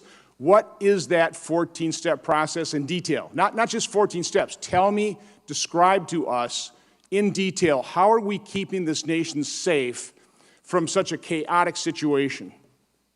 So, Senator, the 14-step process refers specifically to the special immigrant visa applicants, and there is a lengthy process. So how about for the other 124,000 people? So yes, to come to your point, Senator, a couple of things. We arranged, as you know, transit countries so that any Afghan coming out of Afghanistan would initially go to a transit country where we could initiate the screening, the vetting, the background checks. We surged Customs and Border Protection officials to those transit points, as well, of course, as other security law enforcement agencies to do these checks with biometric, biographic, other information that we have. Then, as people are cleared in these transit points, they then come into the United States, but they're not being resettled immediately. They are going, once they land at Dulles or in Philadelphia, they are then being sent to military bases where the checks continue and are completed. But again, what checks? We need specifically what the checks are going to be. The Senator has expired. I'm sure if you can follow up for the rest of your questions. Senator Coons. Thank you, Chairman Menendez, Ranking Member Risch, for this hearing, and thank you, Secretary Blinken, for your service in your testimony today. We have, I'm sure, lots of opportunities to look backwards at the 20 years of our engagement in Afghanistan and its decisions, but I had hoped this committee would rise above the temptations of partisan politics and use this hearing to consider the urgent questions still before us, and I hope we'll get a few minutes to focus on this, Mr. Secretary. How do we get the remaining American citizens, legal permanent residents, and those Afghans who served alongside us or worked with and for us and who are most at risk out of Afghanistan? How do we make sure Afghanistan doesn't become a safe haven for terrorists again and deal with the Taliban? What leverage do we have in doing so? And to also make sure humanitarian aid gets into Afghanistan? And most urgently, how do we support and resettle those Afghan refugees whom we've evacuated to third countries and that much smaller population that has reached the United States? So let me just start with my thanks to the State Department, to the employees in Kabul and Qatar, and the DC-based task force that's worked with the evacuation and repatriation of Americans and Afghans, and to the many Delawareans and Americans whom I've heard from, former military, folks who served in Afghanistan, former diplomats and development professionals eager to help. And I look forward to continuing to coordinate with you and with agencies of our government, advocacy groups, and other partners on resettlement efforts. I'm glad that the former governor of Delaware, Jack Markell, has been asked to step forward and help coordinate this resettlement effort. And I was encouraged today to see Welcome U.S. launch a broad, multi-faith, bipartisan national organization co-chaired by 3 former presidents, Bush and Obama and Clinton, and dozens of faith groups and nonprofits to welcome Afghans to the United States. So let me just start with a question about visa status. Senator Sullivan and I wrote a bipartisan letter in mid-August urging expanded eligibility for the SIV program. I'm interested in how you're working to expand eligibility under the existing visa programs to include family members and to support those the U.S. government supported and worked alongside but who were not direct employees. I want to start, if I could, Mr. Secretary, by asking you just yes or no questions about 3 groups that other senators have mentioned. Sure. There's about 550 employees and family members from Voice of America, Radio Free Europe, Radio Liberty, who were not evacuated. is the department prioritizing their evacuation? Yes. And the department committed to evacuating our partners from NED, the National Endowment of Democracy, NDI, IRA, are those also being prioritized? Yes, they are. And our partners from the American University of Afghanistan as well? Yes.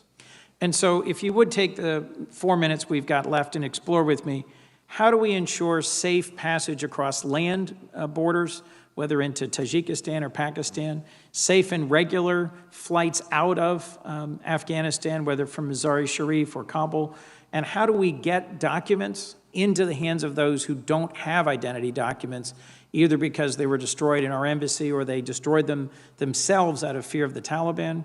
And how do we make sure that we're providing the financial support needed for the whole group of refugees who, after thorough vetting, ultimately reach the United States? Yeah, thank you very much, Senator. Those are all very important questions, and let me try to respond briefly to them, and we can take on the details after the session if need be. First, we needed and we have established a clear expectation from the Taliban about allowing people to continue to leave the country, to include American citizens, green card holders, Afghans who are properly documented with a visa, including specifically those who worked in some capacity for the United States. And not only do we have that understanding in public statements by the Taliban, of course, it's built into everything we've done with a large coalition of countries in terms of setting an expectation and making very clear that the failure to fulfill that expectation will have significant consequences, which we can get into. Second, very important to actually make sure that there are ways to travel freely from the country. We made an intensive effort before we left to understand and share with Qatar and Turkey, the countries that stepped up to do this, what was necessary to make sure that the airport in Kabul could continue to function, and ultimately not have charter flights and then commercial flights going in under International Civil Aviation Organization standards. We did intensive work. We brought the American contractors back in the midst of the evacuation who had been running the airport to work that. We handed off a very detailed plan, which is now being implemented. Third, the land crossings. We've worked with Pakistan, Uzbekistan, Tajikistan on this to make sure that as we moved people out of Afghanistan, they would facilitate their crossing into their countries. We would have consular officials surged in the necessary places to handle people coming out in that fashion. And now, to your very important point about documentation, and this is something that maybe we can take offline, we are working on a mechanism and a means by which, and there are multiple ways of doing this, to make sure that people who don't have the necessary document, for example, a visa from us, a physical visa, to get that to them. And I prefer to go into more detail on that in another setting. Understood. If I might, just as a closing question, you were asked at the outset, sort of what are the factors we weigh as we decide the future of our relationship with the Taliban? And we're in this difficult situation. Many of us recognize the Taliban is a terrorist organization that's done horrific things within Afghanistan in the past, yet we need to have some working relationship with them to secure the safe passage out of thousands of people who we still care deeply about. A number of American citizens with Delaware ties who I've been in contact with didn't leave because their families were still in Afghanistan. And there are clear measures that they should be expected to meet that you laid out in your opening statement. What do you think will be the most important aspects of our leverage to ensure the Taliban perform in ways that we would accept? And what do you think will be the turning point at which we'll make decisions with our allies to take sharper and harsher measures against the Taliban? So simply put, the nature of the relationship that the Taliban would have with us or most other countries around the world will depend entirely on its conduct and actions, specifically with regard to freedom of travel, as well as to making good on its counterterrorism commitments, upholding basic rights of the Afghan people, not engaging in reprisals, et cetera. These are the things that not only we, but countries around the world are looking at. And there is, I think, significant leverage that we and other countries hold when it comes to things that the Taliban says it wants, but won't get if it does not act in a way that meets these expectations. For example, we talked a little bit before about the existing UN sanctions on the Taliban. These are significant, as well as travel restrictions. There's now a new Security Council resolution that we initiated setting out the expectations for what the Taliban has to do. If it's in violation of that resolution, it's hard to see any of these UN sanctions being lifted, travel restrictions being lifted, and indeed additional sanctions could well be imposed. Similarly, the foreign reserves of Afghanistan are almost exclusively in banks here in the United States, including the Federal Reserve, other banks, about $9 billion. All of that has been frozen. There are significant resources as well that are in the international financial institutions that Afghanistan normally would have access to. Those, too, have been frozen. Over the last 20 years or so, the international community has provided about 75% of the Afghan government's annual operating budget. That, too, has been frozen. So among many things that the Taliban says it seeks, both basic legitimacy and basic support, the United States, the international community, has a hand on a lot of that, much of that, most of that. And so we'll have to see going forward what conclusions the Taliban draws from that and what its conduct will be, matching these basic expectations that we've set. Thank you. Senator Romney. Thank you, Mr. Chairman, and thank you, Mr. Secretary, for taking time to answer our questions today. I'd like to associate myself with the comments that Senator Rubio made about planning for a potential immediate collapse of the Afghan government and security forces. It seemed that as the Taliban was running the table throughout Afghanistan, that the prospect of them continuing to run the table by coming into Kabul was a significant probability that should have been planned for. In your view, Mr. Secretary, has the Taliban abandoned their sympathy and collaboration with groups like Al-Qaeda and the Haqqani network? Do they continue to have the same aim, and are they of like spirit, or has that relationship been severed? The relationship has not been severed, and it's a very open question as to whether their views and the relationship has changed in any kind of definitive way. I think it's fair to say two things. One, whatever the Taliban's views on Al-Qaeda, they do know that the last time they harbored Al-Qaeda and it engaged in an outwardly directed attack, an attack on our homeland, certain things followed, which I believe it would have an interest in not seeing repeated. So whatever their views on Al-Qaeda, there is a strong disincentive built in to allow it to engage in outwardly directed attacks, which the assessment of the intelligence community is they're not currently capable of doing. ISIS-K, the other main group, that's a different thing, as you know, because the Taliban and ISIS-K are sworn enemies. And in fact, over the last 5 or 6 years, since the emergence of ISIS-K, the fight has actually been between the Taliban and ISIS-K, with the Taliban taking most of the territory that ISIS-K sought to hold on to in Afghanistan. The question there, I think, is less whether they have the will to deal with ISIS-K and more whether they have the capacity. Given that response, I know that previously the position of the administration and the State Department was that the 2001 AUMF no longer played a role of significance. But given the developments in Afghanistan and the Taliban's ongoing collaboration with and sympathy with Al-Qaeda and the Haqqani network and like-minded groups, is it not appropriate for the State Department to revisit your recommendation that we abandon the 2001 AUMF? I think, Senator, we need to look to make sure that we have all the authorities that we would need for any potential contingency, including the reemergence as a threat of Al-Qaeda or the further emergence of ISIS-K as an outwardly directed threat. If we don't have those authorities, we should get them, whether that means relooking at those authorizations or writing new ones, which I think would be the most appropriate thing to do if necessary we need to look at that. I appreciate your willingness to change your point of view, in part because the conditions that have developed in the most recent weeks. Nothing wrong with conditions leading to a change in perspective. I for one, thought some years ago that we should withdraw from Afghanistan. The conditions I saw in the ensuing years convinced me that I was wrong. And I, like Senator Shaheen, was one of those that felt that President Trump was wrong to enter into an agreement to withdraw. I thought President Biden was wrong to enter into an agreement or to continue with that agreement to withdraw. And of course, I was appalled by the disastrous withdrawal process itself.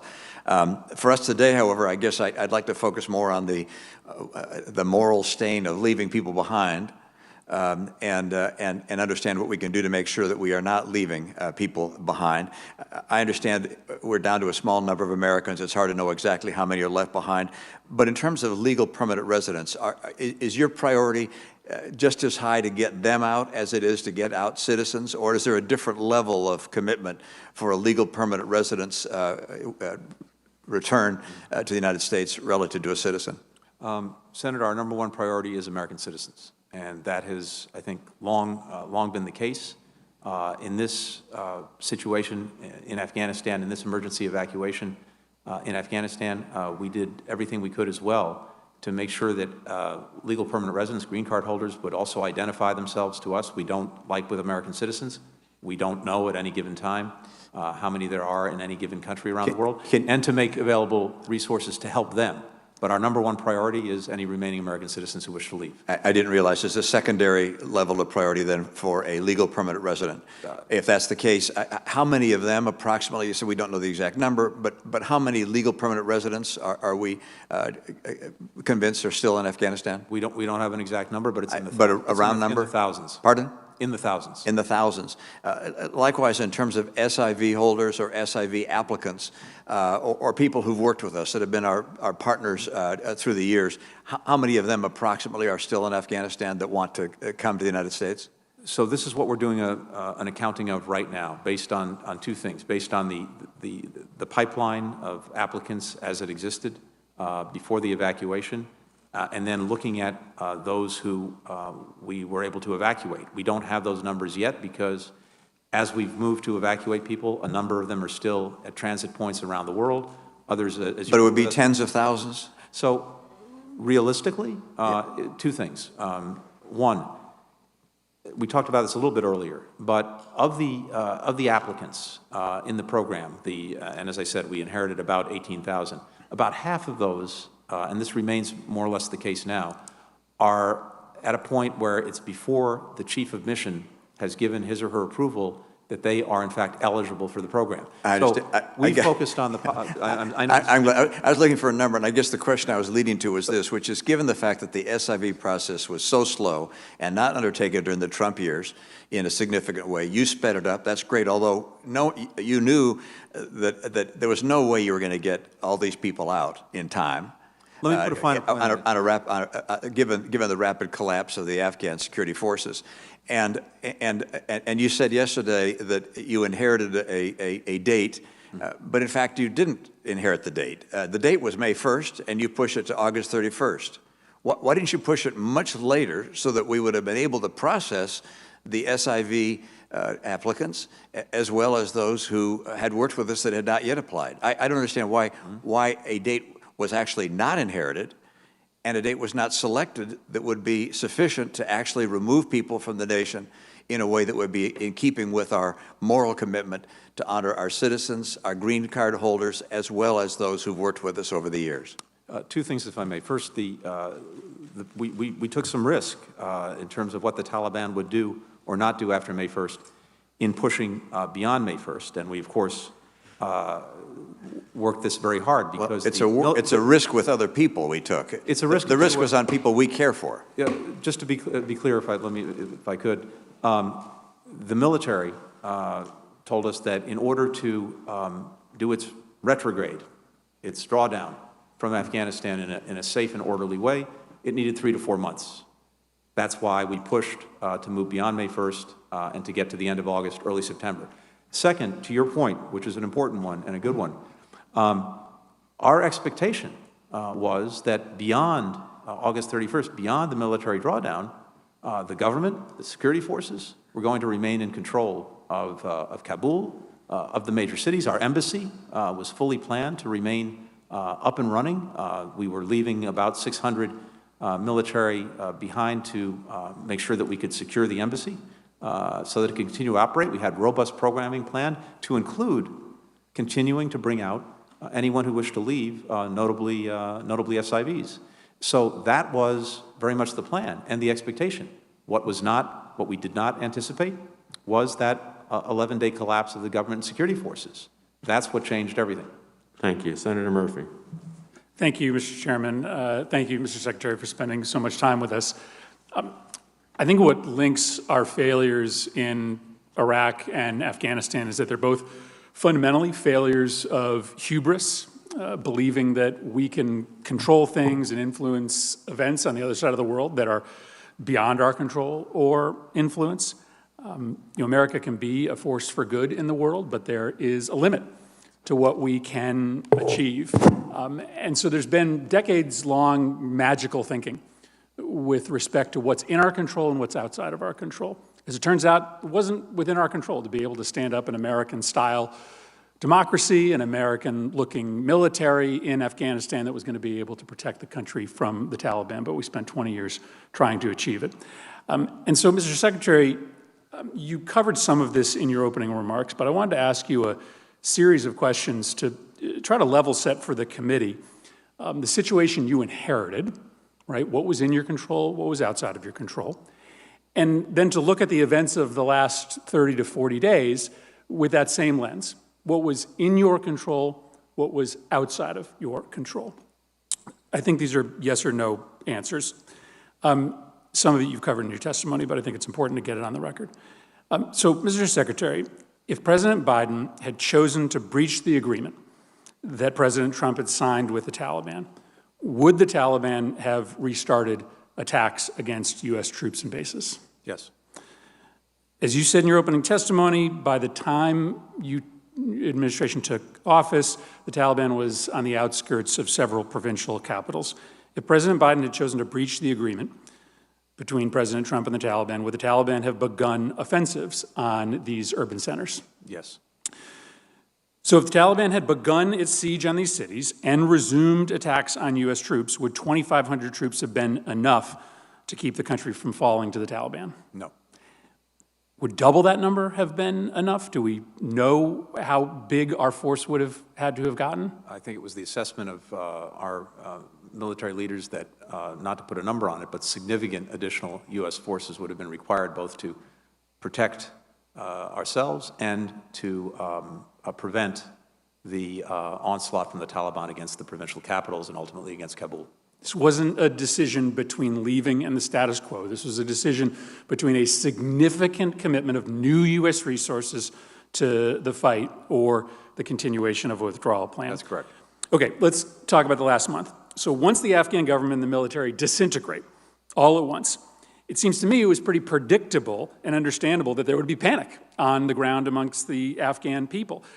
So could it be expected that a few thousand U.S. troops and diplomats on the ground at the time would have been able to prevent this panic? No. Much has been made about these dramatic and heartbreaking scenes at the airport.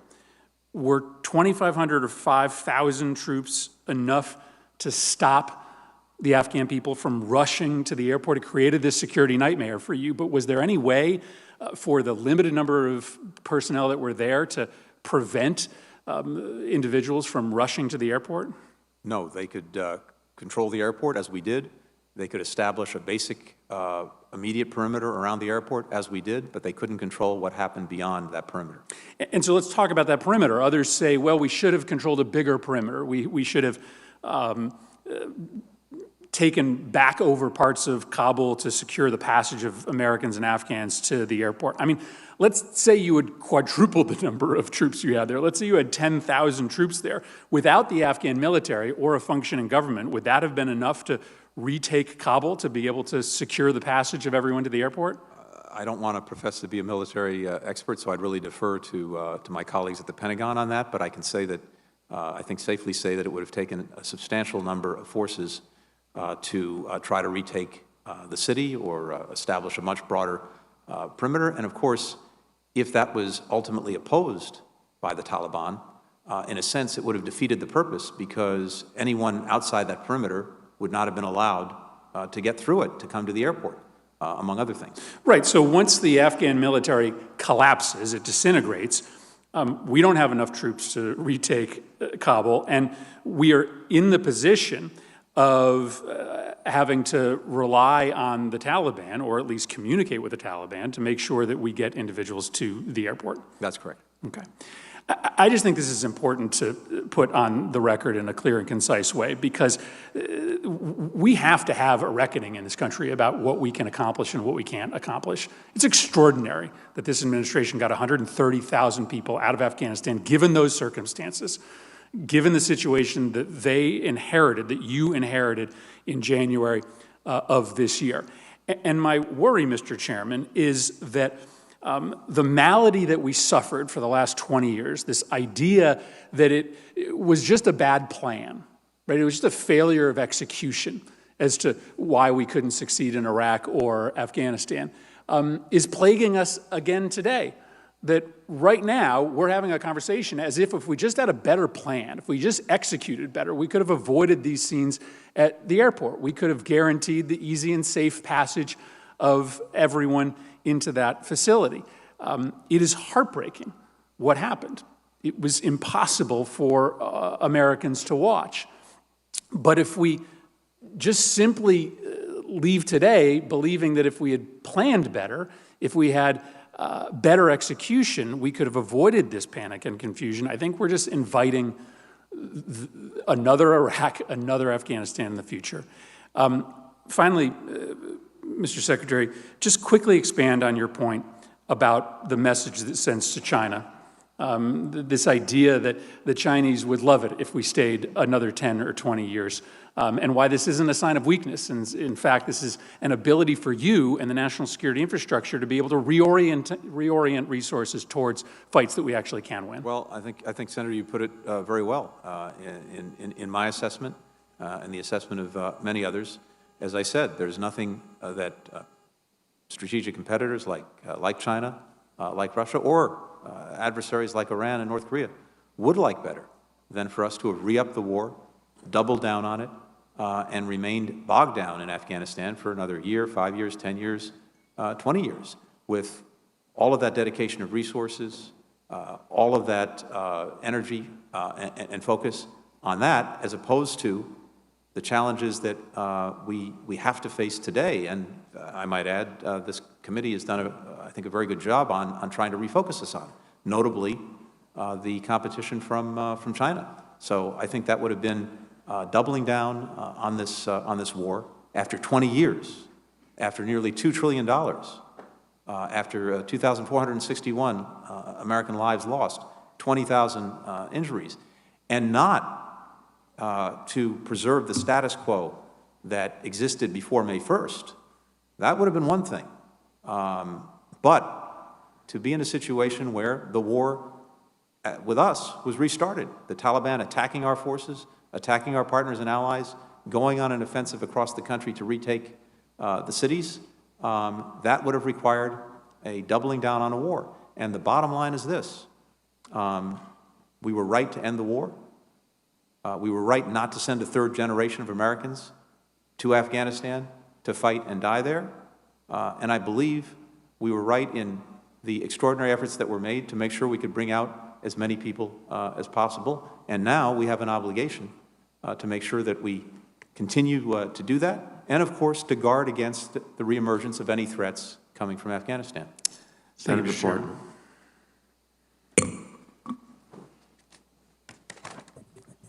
Thank you, Mr. Chairman. And I appreciate the fact you're having this critical hearing today. I must say, I'm going to change what I was going to talk about based on the last interaction. Thank you for being here. I wish General Austin were here, because Secretary Austin could answer many of the questions that have just been posed. I have a lot of respect for my colleague, Senator Murphy, as he knows. But this was not a choice between either a dangerous escalation of the war, which has just been laid out, or a precipitous, chaotic withdrawal that embarrassed us around the globe, to say that it was not a sign of weakness the way we left? I mean, I don't know who you're talking to, but if you're talking to our allies in NATO, they will say it was a sign of weakness. If you're talking honestly to our adversaries, they will certainly say it's a sign of weakness, as will terrorist groups around the world. So I hope the lesson we learn here isn't that this was the right way to leave. I hope the lesson we learn here is that there was a better way to leave. If the decision was made to pull out, it should not have been a precipitous, chaotic, and unfortunately deadly departure.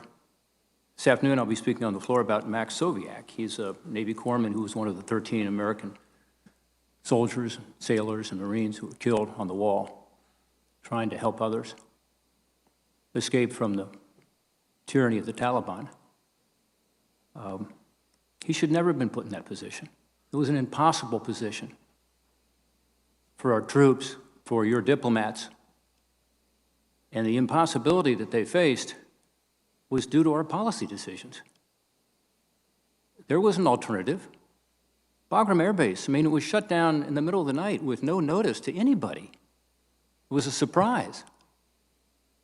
I've talked to people who know a lot more about the military side of this than I do, who tell me that, yes, the Afghan troops were a disappointment, but that's partly because they were used to having Americans provide that close air support. And if they had had that, they could have pushed back against the Taliban. I think you hear that from your military. I think if General Austin were here, we would hear this. But we just left, like just pulled out all the military underpinnings. So without the cover, literally, of close air support and other military support, yeah, it became extremely dangerous and chaotic. And we left a lot of people behind. Senator Romney has asked you to give him some numbers, and you said you're still working on that. Here are the numbers that I have, the best that I have, as the ranking member on the Homeland Security Committee, where we pushed and pushed and pushed. 18,000 applicants for SIV. We got 705 out. You said earlier the overwhelming number of people who were at risk got out. I don't think that's true. If I could, No, Senator, let me just give you the numbers that I have. We think about 30,000 at-risk Afghans were evacuated out of an estimated 60,000. That's the best numbers we can come up with, because we can't get good numbers from the administration. But that's the best estimate. So that's true, that we left people behind who had stood with us and helped us. Obviously, American citizens were left behind, green card holders were left behind, but thousands of people who stood with us and helped us. And then let's ask about who came. Earlier, there was discussion about what kind of vetting has taken place. The best numbers we have is that about 3/4 of the people who were evacuated were not green card holders, were not American citizens, were not SIV applicants, were not P1 or P2 visa holders. So about 3/4 of these individuals may not have qualified in the sense. Now, you say that they're being vetted. Good, they should be. And, you know, nobody knows, because we can't get good information from the Department of Homeland Security, from the State Department, and others. But, you know, from the start, many of us have said what we do there needs to be based on conditions on the ground. Quite frankly, the President's decision was not based on conditions on the ground. That's why it was a disastrous withdrawal. That's why it put so many people at risk. It should have been an orderly withdrawal under the cover of superior U.S. and NATO military force. We did have 2,500 troops there, but we had 7,500 NATO troops with us too. Again, many of their commanders were shocked at what happened because they were surprised, because there was not good coordination. There was a lack of coordination with the people who had stuck with us. I talked about Bagram. There was also a lack of integrated interagency planning. Of course, we've seen this in terms of how the chaotic withdrawal occurred.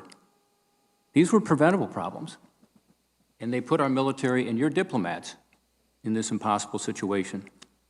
They did the best they could, and I commend them for that. In an impossible situation, it's amazing what they were able to perform. But it was so rushed and so chaotic that, again, we didn't get the right people out, and many who we did get out seem not to fall into the categories that we were concerned about. So now, what do? Let's look forward, as was suggested by Senator Coons, and I agree with that.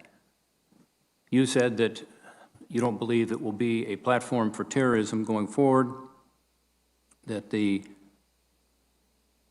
current government, the Taliban government, has said that they will fight back against terrorists. Do you believe that the Haqqani network, and particularly the new Secretary of the Interior, who is a wanted terrorist, based on your administration's assessment, do you believe that that is an indication that they are going to fight back against terrorists? The question, Senator, from our perspective and our partners' perspective is whether the Taliban will make good on commitments to ensure that Afghanistan is not used as a place for outwardly directed terrorist attacks. And they've made commitments, but we're not relying on those commitments. We're going to make sure that we have in place the ability to detect any reemergence of that threat and to be able to do something about it if it does reemerge, something that we can talk about in more detail in Is the Haqqani network considered a terrorist group? It is. Is it true that the Interior Minister is a leader of the Haqqani network? That is accurate. I just think, sadly, we have shaken the foundations of a lot of our alliances, and we have work to do. And I think we have demonstrated weakness and made the world more dangerous as a result. Let me ask you about one specific question. Well, I guess the time of the senator has expired. I will follow up with regard to some of the international financing questions in a letter we sent to Secretary Yellen from Senator Rubio and myself regarding foreign assets. Good. Thank you, Mr. Chairman. Thank you. Senator Merkley.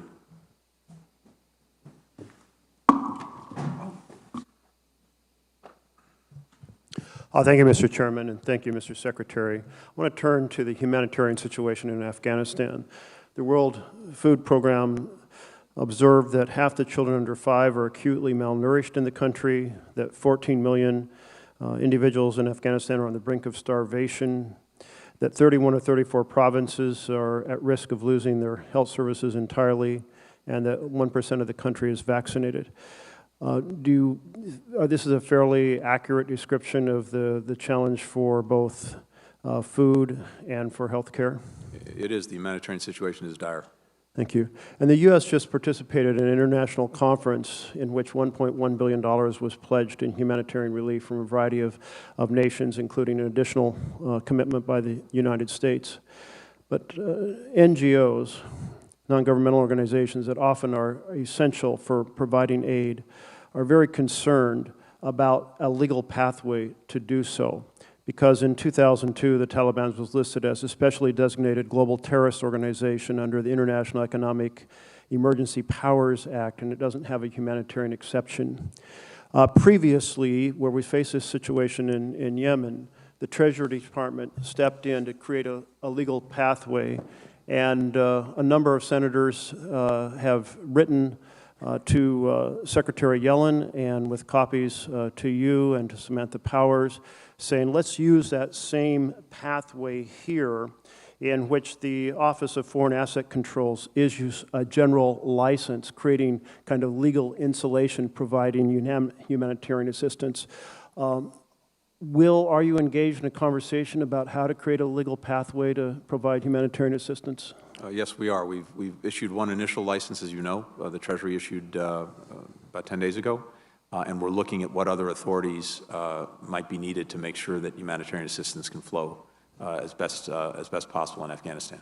Great, thank you. That's absolutely essential, and I think we have a significant responsibility. We have the chaos of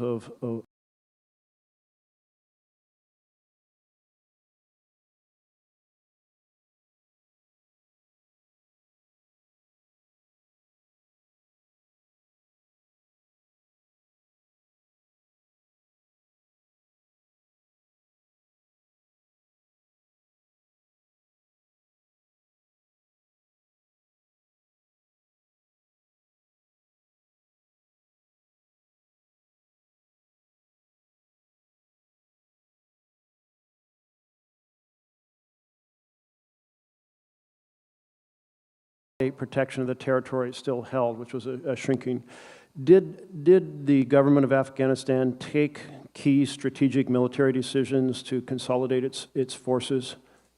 It did not, and this was a source of tremendous frustration across the administration from the president on down as the summer went on, and we saw the Taliban moving across the country. We repeatedly pressed the Afghan government to do just what you described, which is to consolidate its forces and to defend what was essential to defend and what could be defended, not to extend itself across the entire country, which it didn't have the full capacity to do. Unfortunately, that consolidation and the plan that we urged on them for how to effectively defend the major cities never took shape. What was the response of the government or from President Ashraf Ghani about why they chose not to consolidate their forces to protect the areas they controlled? Well, at different moments there were different responses. At some point, I think initially, the response was, "Oh, we can't be seen to be giving up on any part of the country." Never mind that, you know, over the last 5 or 6 years, the amount, the part of the country by population controlled by the government of Afghanistan, if you go back to 2014, 2015, went from about 60% to at the end of last year. About 48%. So this was happening to some extent outside the cities, of course, relentlessly, slowly but relentlessly. But then, as we pressed and pressed and pressed on them, the response was, "Yes, we'll do it," but they didn't. Well, we have seen over a number of years, we had the challenge of elections that were considered illegitimate by a portion of the country. We had Abdullah and Ashraf Ghani kind of facing off against each other and creating paralysis, great difficulty appointing key ministers to key positions. As we analyze and try to understand the rapid collapse, was there essentially a failure to create an effective decision-making capability within the Afghanistan government? I think there are a number of factors, and this is something that I hope we all look at going back really over the last 20 years at various key points. Certainly there was a lack of unity in the government because it was comprised of different groups, different factions, and despite, again, very significant efforts to get them to act in a unified way, they couldn't or wouldn't. Second, I think in terms of their effectiveness, there were obviously serious concerns that manifested themselves. And third, one of the endemic problems that we've had over the last 20 years that we've not been able to effectively address is pervasive corruption. And that has so many consequences. One of the consequences, though, is that if you're being asked to fight and put your life on the line for a government or for an institution that's corrupt, that's a pretty hard decision to make. And so I think, as we saw with many Afghan forces, soldiers fighting very, very bravely and giving their lives, but institutionally, the military collapsed in totally unanticipated ways in the course of 11 days. I think as we go back and look, one of the things we have to look at is the impact that this pervasive corruption had in terms of giving the institution the will to fight for the country. Absolutely. And in those final days, as the provincial capitals were falling, President Ghani refused to acknowledge that there were falling capitals. It was almost like a world in which he was disengaged. And then the finance minister resigned and said he was leaving the country for family reasons, but it was taken as a symbol of the government on the verge of collapse. And then shortly thereafter, President Ghani fled himself. I think it was August 15th, Sunday, August 15th. And did we have forewarning of this beginning of the cabinet to essentially flee the country, and how did we respond to that? We did not. On Saturday, as it happens, I spoke to President Ghani. We were working on a plan to have a transfer of power to a Taliban-led but more broadly representative government to include many of the different actors in Afghanistan, working on that in Doha. I was calling President Ghani to make sure that he would support that. That was critical. He told me he would, but he said if the Taliban wouldn't go ahead with it, he would, and I'm paraphrasing here, fight to the death. That was Saturday. He left Afghanistan the next day on Sunday. Thank you. Thank you. For the awareness of senators, there is a vote going on. There's a subsequent vote going on as well. It's my intention to try to continue through the process, but I just want to make members aware. Senator Paul. I've advocated for an end to the Afghan war for over a decade. I'm glad it's finally over.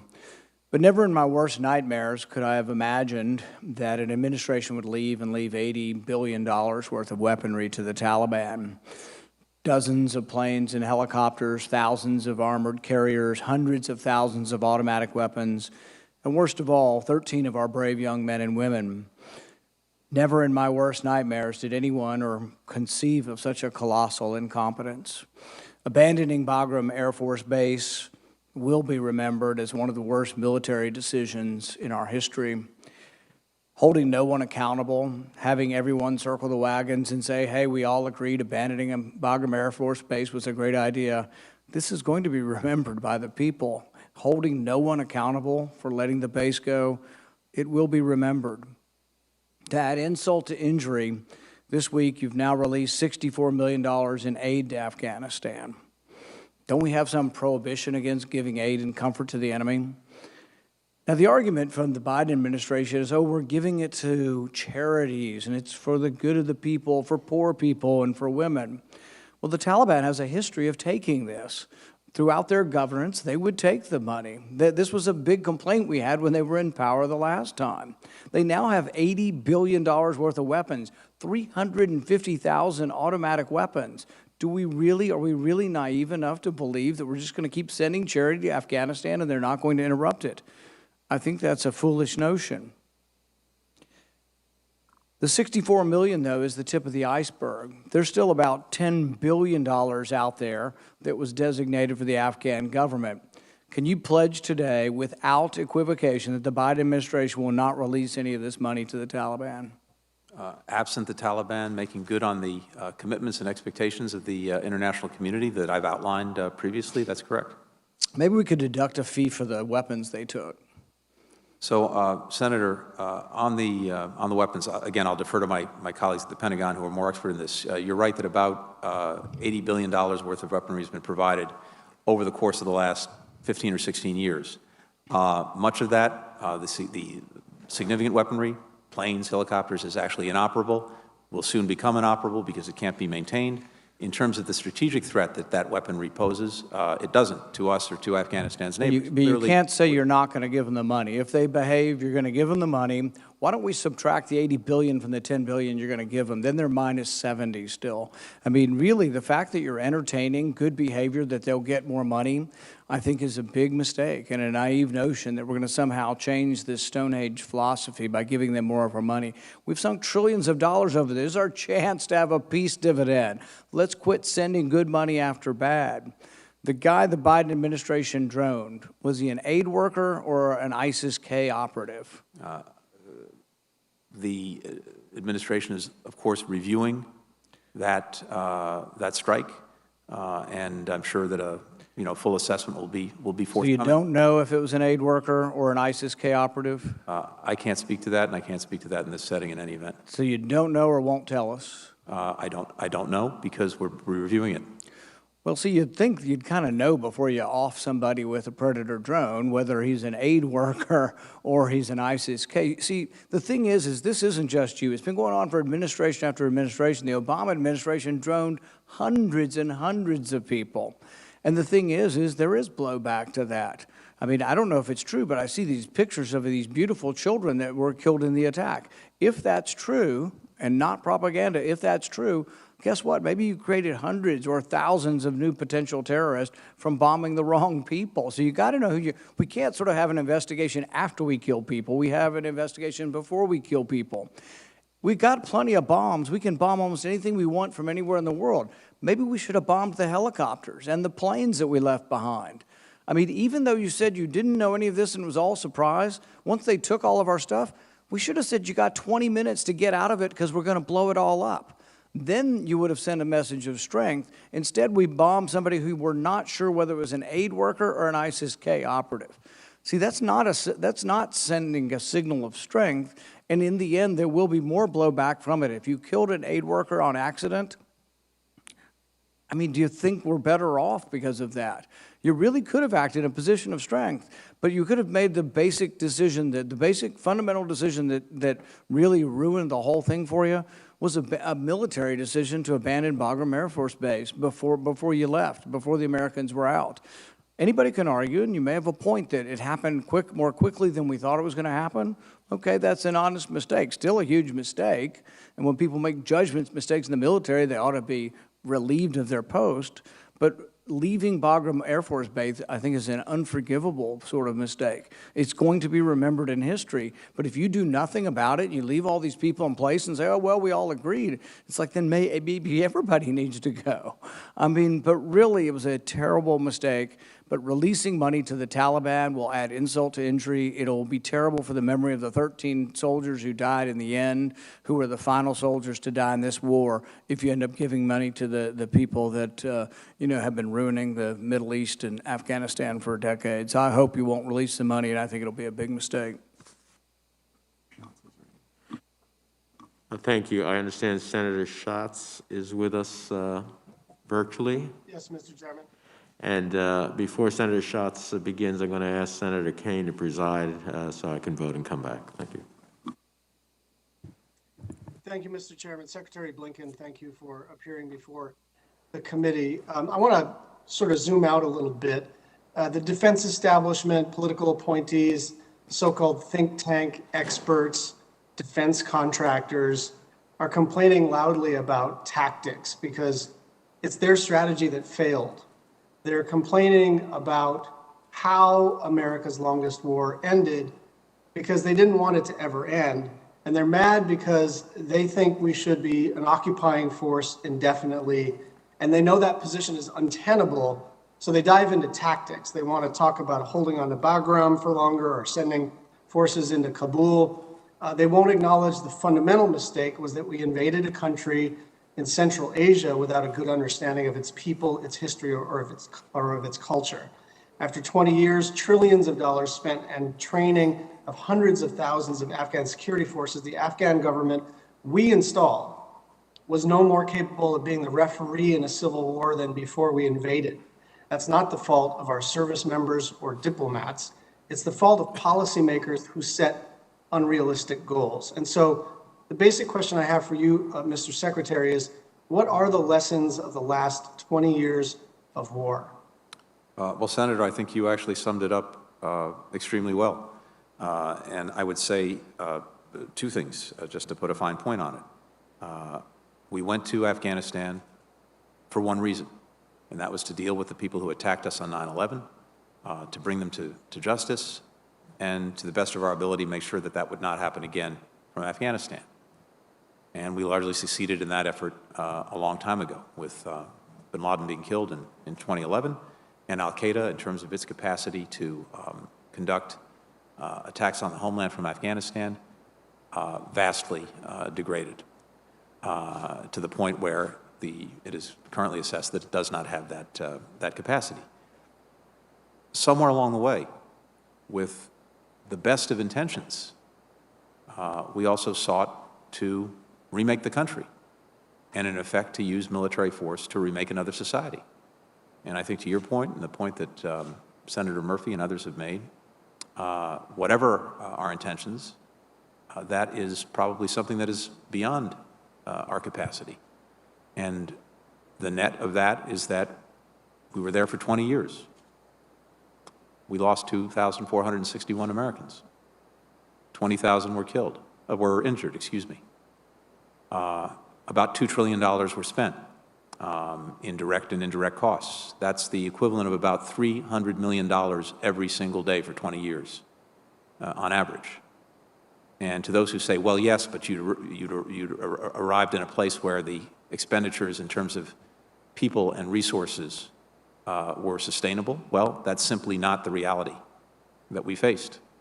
Because, as we've discussed, given the deadline established for the removal of U.S. forces by the previous administration, the choice we had was either to go through with that and withdraw our forces, or to re-up the war, to escalate, to send in more forces, more loss of life, more loss of resources, indefinitely. And to what end? To what result? In terms of having something sustainable in a government or in security forces that could protect the country and uphold basic rights. So I think those lessons are important, they're profound, and I hope all of us together will reflect on those and other lessons that we've learned, both in what we've done tactically, including in this administration, as well as what we've done strategically across many administrations over 20 years. Thank you, Mr. Secretary. I am worried about reports that we're seeing about acts of violence against journalists, women and girls, and the Taliban targeting minority groups like the Hazara people, groups who have a brutal history of committing violence against them are probably going to get worse. So what are we doing to ensure physical access for the NGOs that service these constituencies? Thank you, Senator. These reports, which I've also seen, whether in media reporting and in videos and other reports, are deeply disturbing. And I think whether it's us or whether it is many other countries around the world that we've been working to organize and to focus, this, of course, violates the basic expectations that we have of a Taliban-led government in terms of its need to not abuse these rights, but to uphold them. So we are working to make sure that we are all both speaking with one voice and acting together when it comes to using the influence and leverage we have with the Taliban to insist that it meet these expectations. Second, when it comes to humanitarian assistance and other kinds of support, besides providing that support to NGOs, to the United Nations and its agencies, we are doing whatever we can to help ensure that those agencies and those NGOs are able to operate, pressing directly and indirectly on the Taliban-led government to ensure their ability to do that and their protection. But this is very much a moving picture and something we're very focused on right now and in the days and weeks ahead. Well, one final question. I understand this is not the main thing. I understand there are people who remain in mortal danger, but from your standpoint, the Department of State, you've got to be a little worried about morale for those people who have dedicated the better part of 20 years to this effort. And so what can we do? Not what can we say, but what can we do on behalf of the Foreign Service, especially at a time when we need to be building back our diplomatic corps? Yeah, thank you for raising that, Senator, because you're exactly right, and it's very, very important to me, and it's very, very important institutionally. I've spent time with all of our returning diplomats from Afghanistan, either personally or virtually, depending on where they were, and spent a lot of time listening to them, hearing them, and trying to address the concerns that they have. And to your point, we have so many people who've invested their work, their careers, their lives in Afghanistan, developed relationships, a deep love for the country. And this is very challenging, painful for many of them. And of course, those who participated in the evacuation itself, who were literally at the gates at the Kabul airport, side by side with these extraordinary men and women in uniform doing that work, including the 13 who lost their lives, who were killed in the terrorist attack. I had officers who were literally serving next to them up to a couple of hours before that attack, knew them by first name. And so the impact, both over 20 years and more immediately, with our people who were there literally pulling people in to safety, helping to to talk people in, to walk people in. Officers around the department who've stood up and volunteered to help in some way, and many of them who ran into HKIA to the airport to help get people out. So we're spending time talking to them, listening to them, and also providing them the support that, that some of them may need, including Mr. Secretary, if I could ask you to support. sum up, we're over time, and there's Yeah, still 8 senators who want to ask questions. Thank you, Mr. Chairman. Senator Barrasso. Thank you, Senator Schatz. Thank you very much, Mr. Chairman. Mr. Secretary, President Biden has described the evacuation from Afghanistan as an extraordinary success. His words, extraordinary success. This has to be the lie of the 21st century. It's dishonest, and if he believes it, it's delusional. America can no longer ever say we leave no American behind, because Joe Biden did. And by your own testimony and your words this morning, there are still about 100 Americans trapped behind enemy lines. We've heard a lot about the 13 U.S. service members who died a couple of weeks ago. One was Riley McCollum of Jackson Hole, Wyoming. He was 20 years old, signed up for the Marines on his 18th birthday. His wife Gigi, expecting a baby. The baby was delivered just yesterday, a baby girl. I stood with Riley's family and his then pregnant wife on Friday in Jackson Hole, Wyoming, as his remains were brought back in a flag-draped coffin from Afghanistan. Never made it back home alive as a result of this administration's failures. People of Wyoming view this as having lost one of their sons, one of their children. It is a devastating loss. And they really do believe that it is the administration who should hold the blame for what has occurred. Look, this withdrawal, and you've heard it from other senators on both sides of the aisle, has been an epic failure. No planning, no strategy. No, it was cobbled together at the last minute, disorganized. It didn't have to be this way. I'm thinking back to your confirmation hearing. I raised a number of questions and concerns about your record on foreign policy failures in Syria, in Libya, in Iran. I said these botched decisions have serious consequences. I said I believe they embolden terrorist organizations around the globe.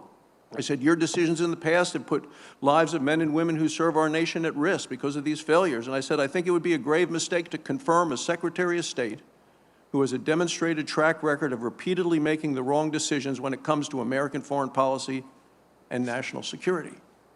And the actions I've seen from you over the last 7 months have proven my assessment to be correct. The Biden administration's missteps are numerous. Failed to start evacuation operations until the fall of Kabul in August, despite announcing the withdrawal in April. Failed to heed the warnings of a collapse of the Afghan government and security forces in spite of warnings. Failed to prepare for a rapid Taliban takeover. Failed to adapt the politically motivated deadline for withdrawal to the situation taking place on the ground because we were so focused on the calendar on the wall.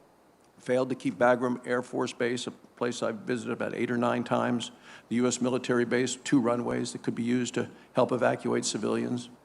And we just heard failure to prevent a vast arsenal of weapons from getting into the hands of the Taliban. I mean, it seems the most egregious, though, that I hear about in Wyoming and people all across the country are most offended by is abandoning American citizens as well as abandoning our allies in Afghanistan. Senator Portman went over the numbers. The Washington Post called it a moral disaster. I think it's a moral disgrace. You nearly dislocated your shoulder, though, patting yourself on the back for the great job you've done. I mean, just yesterday, you stated, we did the right thing by our citizens in working feverishly to get every one of them out. But you didn't get every one of them out.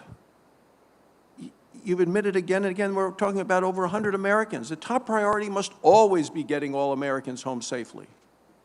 And now with no U.S. personnel in Afghanistan, the Americans that President Biden left behind, instead of going on national TV and saying, we will not take the troops out until every American is out, their options for escaping are dwindling. So I'm trying to put this all together to say, how did we end up here? In April, the President made a decision to announce everyone would be out by August 31st. May 8th, there was a rehearsal of concept, which is a dress rehearsal for withdrawal. I know that the National Security Council was there, the Secretary of Defense, Chairman of the Joint Chiefs of Staff, Secretary of Homeland Security. They were all there. My understanding is that you did not attend. Is that true? My deputy responsible for the operation was there. I know where you were. I think you should have been here instead. I understand in late June, the State Department was getting nervous because the military drawdown was moving on schedule, but not the civilian drawdown. You were running behind. I understand State Department was talking to the Defense Department to slow down the pace of military withdrawal, calling actually for, quote, tapping the brakes on military withdrawal. Isn't that true? Senator, I'm not going to get into any internal deliberations or discussions that we had. We worked on this together every step of the way. In July, you got more warnings, the State Department, things were getting bad. When did the State Department formally make the request to the Department of Defense for military-assisted evacuation, the non-combatant evacuation operation? Because that's a secretary or ambassador job. The NEO was being planned, if necessary, throughout the spring and summer. We revised the plans on a number of occasions. And ultimately, when the government and security forces unexpectedly collapsed in the 11 days, the NEO went into effect. So middle of August? That's correct. And why did you wait so long? Because we had a government and security forces in place that, by every estimate, would be able to protect the city, protect Kabul, protect the other provincial capitals, certainly through the year. So yesterday you testified that the Taliban has been designated a terrorist organization. I want to be very clear on this, because that's what you said yesterday. Quote, the Taliban has been designated a terrorist organization. Does this administration believe the Taliban is a terrorist organization? It's designated under one of the designations, and any engagement that we have will be purely for the purposes of advancing our interests. Under one of the designations? Yes, when does this administration plan to list the Taliban as U.S. designated foreign especially terrorist designated terrorist organization? That's correct. And you testified this morning about the SIV washout rate. I think it's about 40% that they don't Before the qualify Chief of Mission approval. That's correct. So what percentage of the Afghan population that left Afghanistan as part of our U.S. evacuation efforts, what percentage of those were vetted before they actually got on the airplanes? Before they got on the airplanes to leave Kabul? Certainly not. Most of them were not. That's exactly why we established transit points in countries through negotiations with those countries to make sure that before anyone came to the United States, they would be vetted by the different law enforcement and security agencies. So we established agreements with well more than a dozen countries. So who were you letting on the planes? Anybody that showed up? Well, initially, as you know, there were people who managed to flood the airport. We had to do an immediate assessment of those. We had to make sure we could clear people out of the airport so that the flights could come in, go out. But no one came to the United States without being checked somewhere else first to make sure that they don't pose a security threat. My time's expired. Thank you very much, Mr. Chairman. I would just have to say I spent time overseas last week talking to our NATO allies at a security conference as well as with NATO individuals, and I'll tell you, our enemies are emboldened and our allies are enraged. Senator Booker. Thank you, Mr.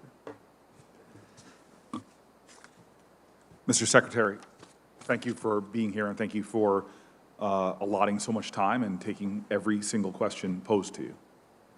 I want to first maybe just pick up with what my friend and colleague asked. Could you characterize the Americans that are still there? I know there are a lot of them that didn't necessarily want to come back. There were just a whole array of different reasons. Could you give us a better understanding of those that have remained and what their circumstances are? Certainly. Senators, we've noted, starting back in March, we issued 19 separate messages to any American citizen who was registered with the embassy, urging them to leave Afghanistan, to avail themselves of commercial flights that were running, offering assistance if they needed it, because we knew it was a very volatile security environment. And especially when we started the ordered departure of our embassy on April 27th, it's also very incumbent upon us to make sure that we are making clear to any American citizens that they should take the opportunity to leave. by the time of the evacuation, despite these 19 separate messages, there were still somewhere around 5,000 or 6,000 American citizens left in Afghanistan. And as we've noted earlier, we never know whether it's Afghanistan or any other country around the world at any given moment how many American citizens are there, because no one is required. When you travel abroad, when you reside abroad, you're not required to register with the embassy or with anyone else. Many people do, many don't. But we made a massive effort to try to determine how many people were there. So the reason, to get to your point, the reason that despite all of these warnings, despite the environment, people remained, is because for virtually all of them, Afghanistan was their home. They'd lived there for years, for decades, for generations. Their extended family was there.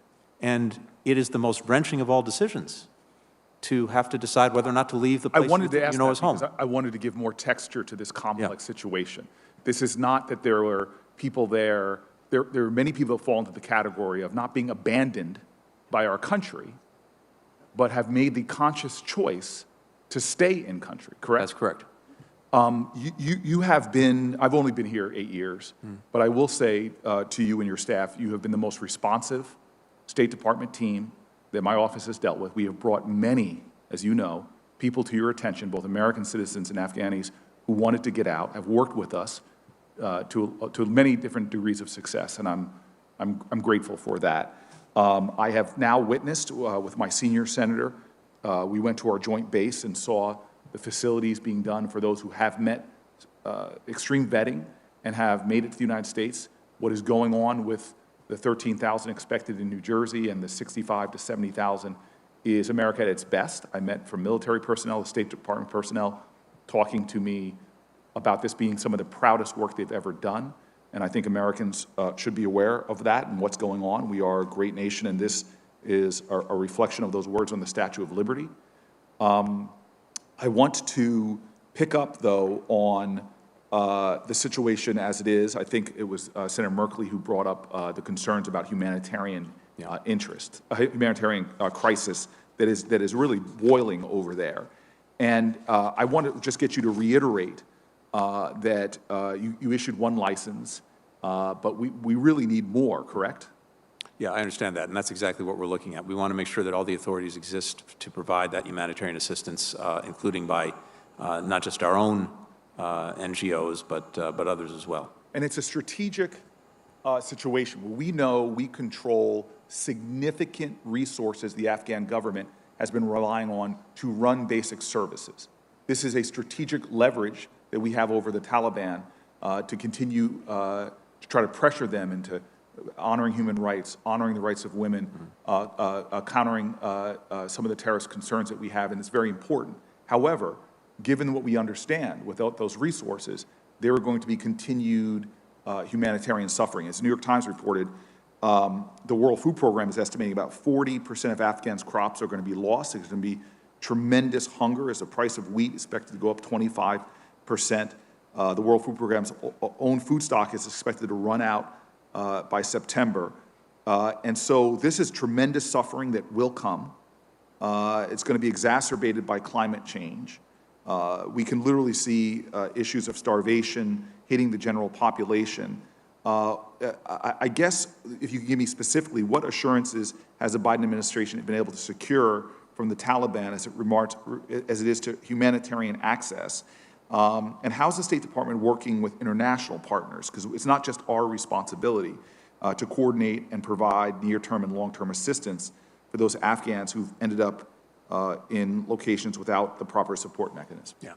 First, you're exactly right, I think, to draw a distinction between basic humanitarian assistance to respond to what is a crisis among so many Afghan people. By the UN's estimates, well over 50% are in need of humanitarian assistance. We've had a drought, we've had horrific economic conditions, we've had COVID, everything piling on to one of the poorest countries on earth to begin with.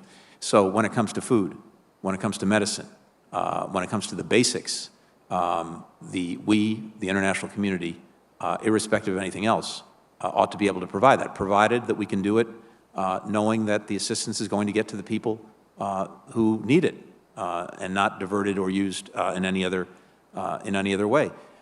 We have longstanding mechanisms and arrangements in place, including with leading NGOs, including with the UN agencies, to do just that, as well as very clear monitoring mechanisms to make sure, even in an environment that we don't control, that assistance gets to the people who need it. And I spent time with the head of the UN agency responsible for that to make sure that that's what's happening. We're coordinating with dozens of countries on this. The UN is playing a lead role. They just had a donors conference to make sure that everyone else is feeding into this as well. I just want to end by saying thank you to many of the State Department personnel still in that region, as well as here in the United States, that are working through this crisis. Thank you. Thank you. Senator Rounds, I understand, is with us virtually. Yes, Mr. Chairman. Thank you, sir. Secretary Blinken, thank you for your willingness to appear before the committee and to answer questions on the Afghanistan withdrawal. I understand you've been there for almost 3 hours now. I appreciate your persistence in this. Mr. Secretary, my staff has been working very closely with yours on the issue of Afghan special immigration applications, or SIVs, some of which have been initiated for over 3 years. As you are aware, I sent a letter to you last week that outlines my concerns, and I spoke to Deputy Secretary McEwen 3 weeks ago. Due to the preparation for the hearing, I received updates on 3 of the 5 SIV cases my staff has been working for months on. I sincerely appreciate the efforts of your staff to get me this information, which I provided last night to the South Dakota veterans who requested my help. And for that, I want to thank you. I would, however, like you to be aware of my concern pertaining to a key reason that has hamstrung my efforts to assist SIV applicants. This is the department's position, stated to my staff on multiple occasions, that it is precluded by law from providing updates or noting any potential defects in applications. Mr. Secretary, if true, this would prevent members of Congress from executing oversight and constituent service responsibilities, specifically when they're advocating in support of an applicant. It would also, incidentally, violate the department's own Foreign Affairs manual. Will you commit to me today that you will review the department's procedures and fix this unacceptable procedure? Senator, I'm happy to review that. And let me say, first, thank you for the work that you and your team and staff have done to help folks in need and to make sure that we had the information that we needed to try to be helpful and to get people out. I'm really grateful for that and grateful for the work that we've been able to do together. We'll certainly review all of these procedures. There are requirements either built into the law, privacy concerns, et cetera, that may have to be addressed, but we should look at everything. Well, Mr. Secretary, I think this is important enough to where we will follow up, and hopefully within a time certain, we'll be able to come up with what changes need to be made either statutorily or within the rules process to clarify this, because this shouldn't be that hard to be able to stay in contact and to make those communications back and forth between your department and members of the United States Senate. Our adversaries, Mr. Secretary, are celebrating the departure of U.S. troops, and they most certainly are celebrating the creation of a power vacuum. Most certainly, they are also prepared to take this opportunity and use it to their advantage. China has announced last week that it will send $31 million worth of aid to Taliban-controlled Afghanistan. There have also been reports that they are looking at Bagram Air Base for their own use. The Russian embassy in Afghanistan has remained open, and the ambassador met with Taliban leadership after the takeover. Pakistan is considering the Taliban government as a partner to counter India, and the Iranian president openly called this an American military defeat and is considering working with the Taliban. Did the administration consider all of these foreign policy implications before such an abrupt withdrawal? And if they did, does the department have a strategy to counter our adversaries' malign influence in the region? We certainly did. We factored everything into the decisions we made, including the impact that it might have on the neighboring countries, regional countries, and others with various interests in Afghanistan. A number of the countries that you cited have a whole series of different interests in Afghanistan, to include making sure that it is not a place for terrorism directed against them, to ensure that it is not a source of drugs flowing out into their countries, to make sure that it is not a source of potential refugees flowing out into their countries as well.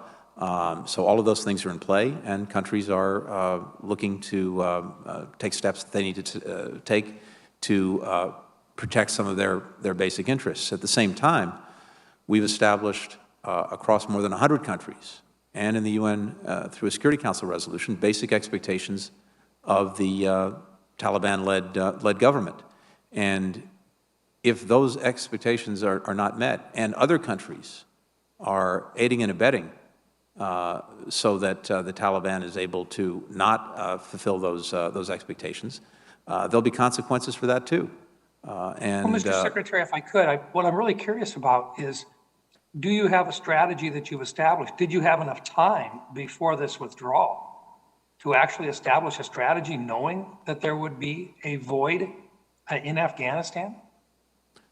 The work that we've done to bring together across dozens of countries, very active contact groups, looking as we work together across these countries with NATO, the EU, as well as the UN. We have a collective strategy on the way forward, and we're working that as we speak. Does our country, do we have a strategy? I mean, if this has been laid out and based upon the need to move out as quickly as we did you have time to actually establish a strategy to take care of what will be this power void? And I understand that you've been there now for almost 3 hours. But simply to say that you're working on it with our other countries looks to me like we need our own strategy here, and it doesn't sound like you're in a position to share with us that strategy actually exists today. I'm happy, Senator, to follow up with you and to share both our thinking and more of our work on that. But we have organized several dozen countries that are collectively working on and implementing a strategy. Both to my time is getting go ahead, Senator. Go ahead. What I would hope is that if you would, whether it be in a classified setting or publicly, if you could share with us in the next week to 10 days what that strategy is. And if it needs to be in a classified setting, I'd ask the chairman to provide us with that opportunity. But most certainly, I think it's important that we have a strategy to combat what will be a void in Afghanistan, which is a void now, and most certainly is something that we should be in a better position, I believe, than what it sounds like you're able to articulate today. And Mr. Chairman, I would suspect that my time is up at this point. Thank you. Senator Markey. Thank you, Mr. Chairman, very much. Thank you, Mr. Secretary. Thank you for all of your work and all of your colleagues as well. President Biden was right to end the United States' longest war. If leaving Afghanistan was ever going to be clean and easy, one of the president's 3 predecessors would have done so. If we've learned anything from our 20-year war in Afghanistan, it's that it's easier to get into a war than to get out of one. However, given the amount of second-guessing and armchair quarterbacking that I've seen over the last month, I fear that we haven't learned anything. We must reimagine a national security policy that prioritizes diplomacy and stops endless, undefined military engagements before they can begin. And I want to be sure that Americans at home understand the position President Biden was placed in. President Trump's deal with the Taliban exchanged a halt in Taliban offensives against our troops for a commitment that we would leave the country by May of this year. President Trump, with the support of his national security team and many Republican members of Congress, negotiated this deal without the participation or buy-in of the Afghan government. President Biden faced a choice of having to break that deal, essentially restarting the war in Afghanistan, and risk increased attacks against U.S. troops or to get our troops home as promised. But President Trump, of course, did not leave an actual plan to evacuate all of those who should have been taken out of Afghanistan. And President Trump's vision without a plan is and was an hallucination. So that left it then ultimately to the Biden administration, which did its best in order to effectuate that agreement which President Trump in fact made. And President Biden ultimately was right to follow through on that commitment to end our country's longest war, one that claimed so many military lives, so many tens of thousands of Afghan civilian lives, and saddled U.S. taxpayers with $2 trillion worth of debt over the last 2 decades. And the tremendous cost of war hit home in its final chapter as our armed forces and diplomats executed one of the largest airlifts in U.S. history. We owe them a debt of gratitude. Yesterday, Senator Warren and I both attended the funeral service for U.S. Marine Corps Sergeant Yohani Rosario Pachado in Lawrence, Massachusetts, one of the 13 American heroes who lost her life on August 26th in that suicide bombing as she was guiding Afghan women and girls to safety at the Kabul airport's Abbey Gate. The work of Purple Heart recipient Sergeant Rosario and others during Operation Allies Refuge saved thousands of innocent lives, and we have to ensure that our own commitment to help the Afghan people endures past the takeoff of that last U.S. military transport plane 2 weeks ago. But we honor her and we honor all of those who gave their lives and sacrificed in Afghanistan. And every member of this committee, I think, has to agree that we have to ensure that there is humanitarian aid that goes into Afghanistan to help those who are in need. We spent $300 million every single day to conduct the war in Afghanistan, roughly equivalent to what we spent this entire year in humanitarian assistance for Afghanistan. Mr. Secretary, I sent a letter with 4 of my colleagues today asking for the administration to ensure that the money previously allocated or requested for Afghan war efforts be repurposed to assist Afghans in need. Could you give your view as to what should happen with that funding now that the defunct Afghan defense and national security forces are not there to receive this funding in terms of ensuring that we avert a further humanitarian catastrophe in Afghanistan? Yeah, thank you, Senator, and I got your letter. We're looking at all of that. We want to make sure in the first instance that we are making good on our own contributions to the humanitarian assistance that the Afghan people need. We did that again yesterday at the pledging conference organized by the United Nations. We're going to continue to look at the needs going forward and to look at what we can do effectively to make sure that assistance is getting to the people who need it, not diverted, of course, to the Taliban-led government, and making sure that agencies, whether the UN or NGOs, can operate safely and effectively in Afghanistan. Yeah, thank you. And as the last planes left, many international relief organizations stayed behind. We owe it to them not to create red tape and free them from the risk of sanctions. Are you working with the Treasury Department to issue a general license so that these groups' life-saving work can continue? We are working on the necessary licensing authorities. As you know, we issued one license, the Treasury did, a couple of weeks ago. We're looking to see what additional authorities may be needed to make sure that humanitarian assistance can get in there freely. Thank you. I think that's very important, and I think telescoping the time frame to get that completed is very important. And just about every major refugee assistance group has called for lifting the level to 200,000 people as refugee admissions into our country. What is the administration's view on that 200,000 person goal in order to ensure that we deal with the magnitude of this humanitarian crisis? Senator, as you know, we've already significantly lifted the refugee cap from its historic lows that were in place when we took office.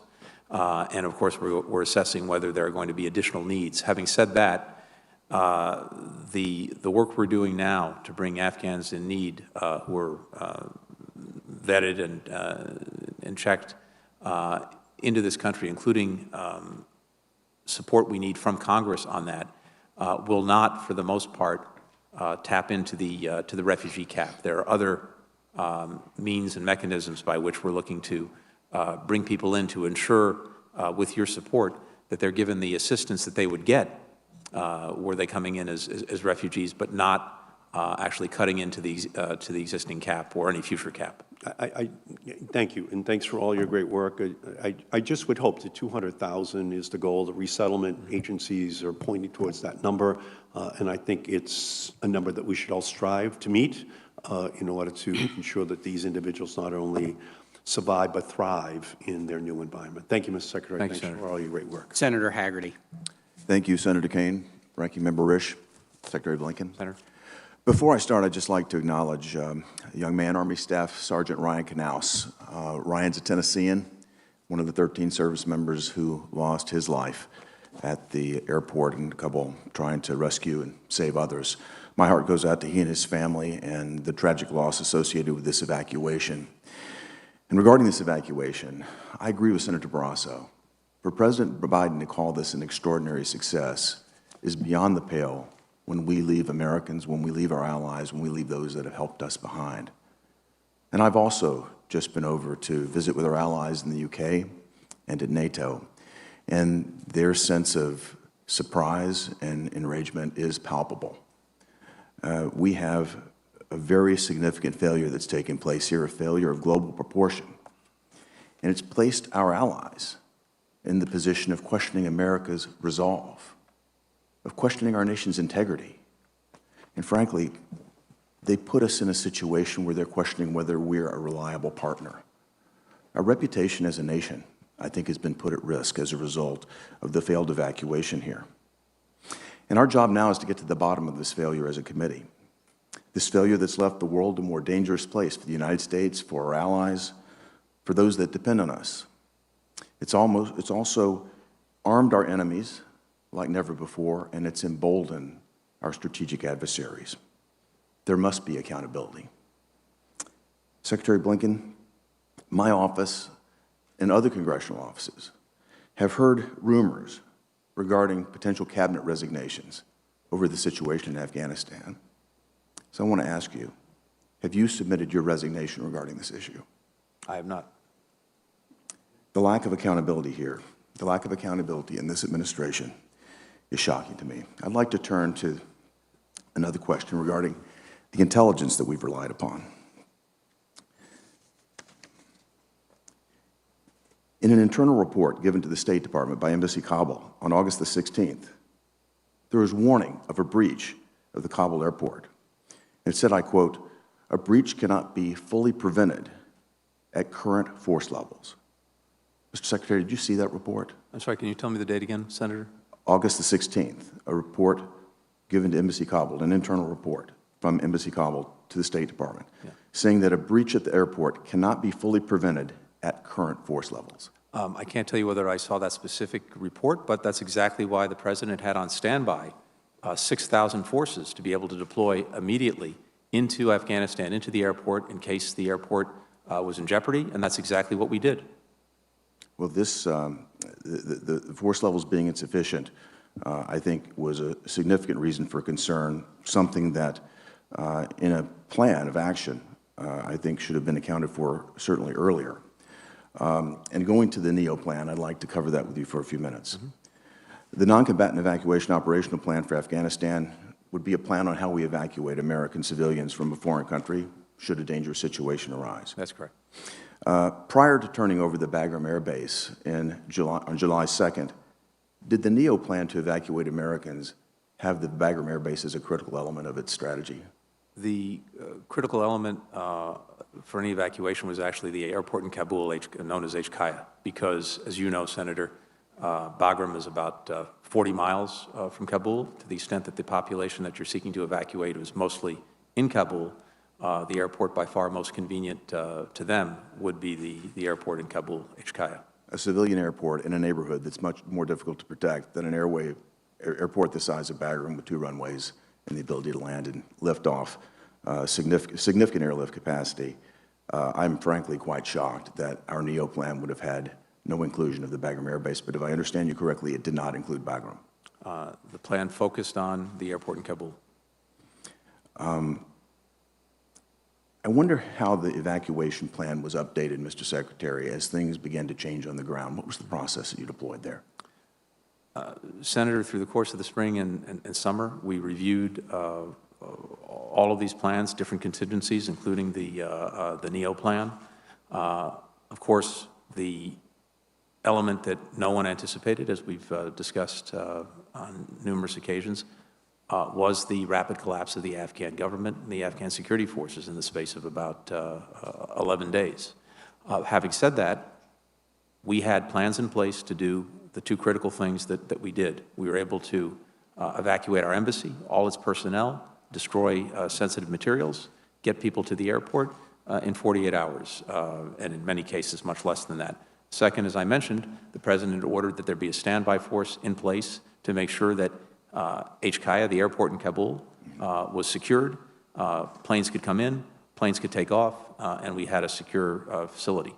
And we did that in the course of about 72 hours. Back to the NEO discussion. In an August 14th briefing, the Pentagon spokesman John Kirby denied that there was a NEO operation in Afghanistan at that point.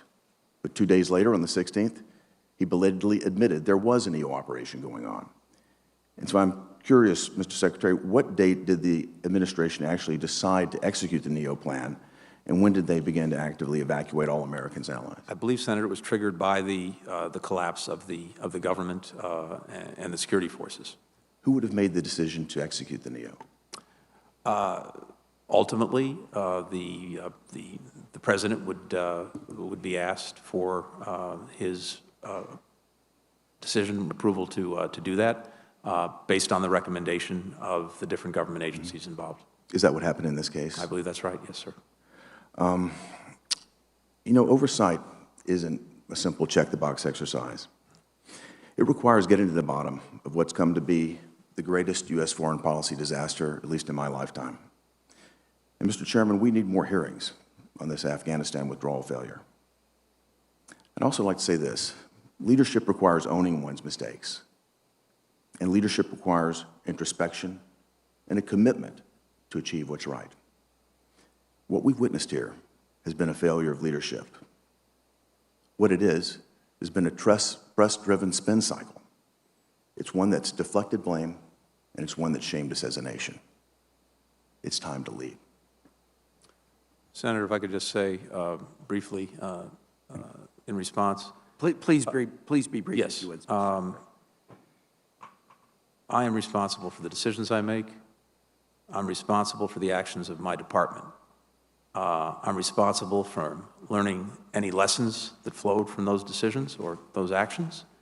And I'm also responsible to holding myself accountable to you and through you to the American people, which is exactly what I'm doing here today, what I've been doing these past weeks in repeated conversations and briefings with members of Congress, both the Senate and the House, and what I will continue to do going forward.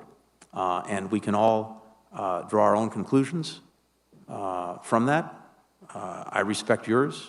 I may disagree with them, but that's exactly the process that I'm engaged in and that we're engaged in, and we will continue to do that going forward. Well, my constituents expect that sort of accountability as well, particularly the veterans that serve in Tennessee and across the nation that have reached out to me that are absolutely heartbroken about what's gone on. There's been loss of life, there's been loss of treasure. We've now armed terrorists at a level that I've never expected.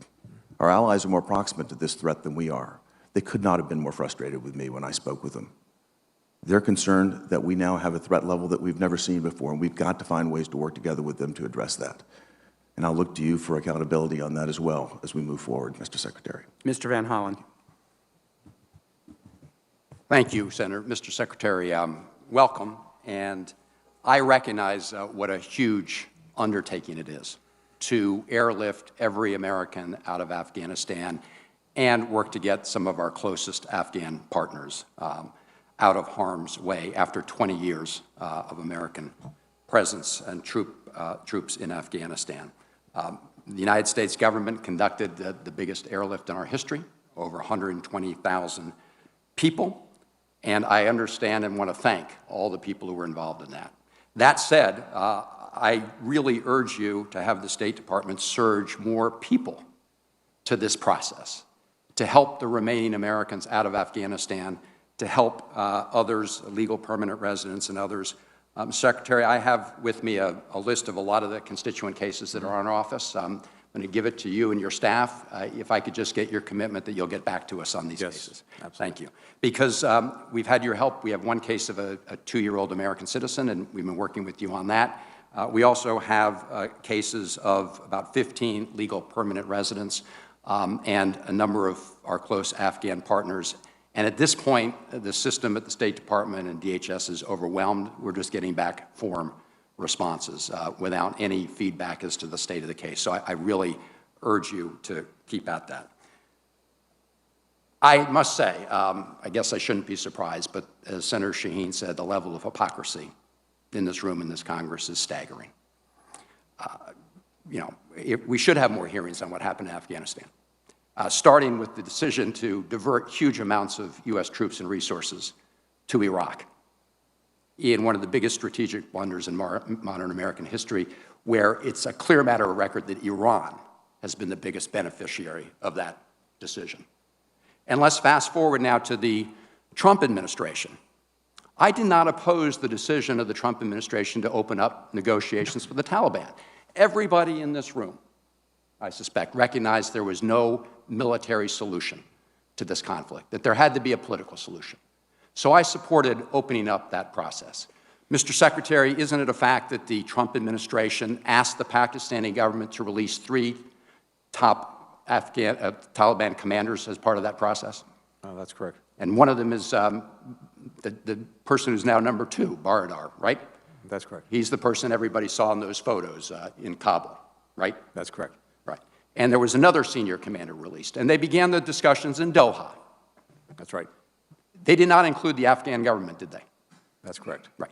And they, in fact, essentially pressured the Afghan government to release 5,000 Taliban fighters, right? That's correct. Many of those fighters involved in the attack on Kabul today, right? Yes. Okay.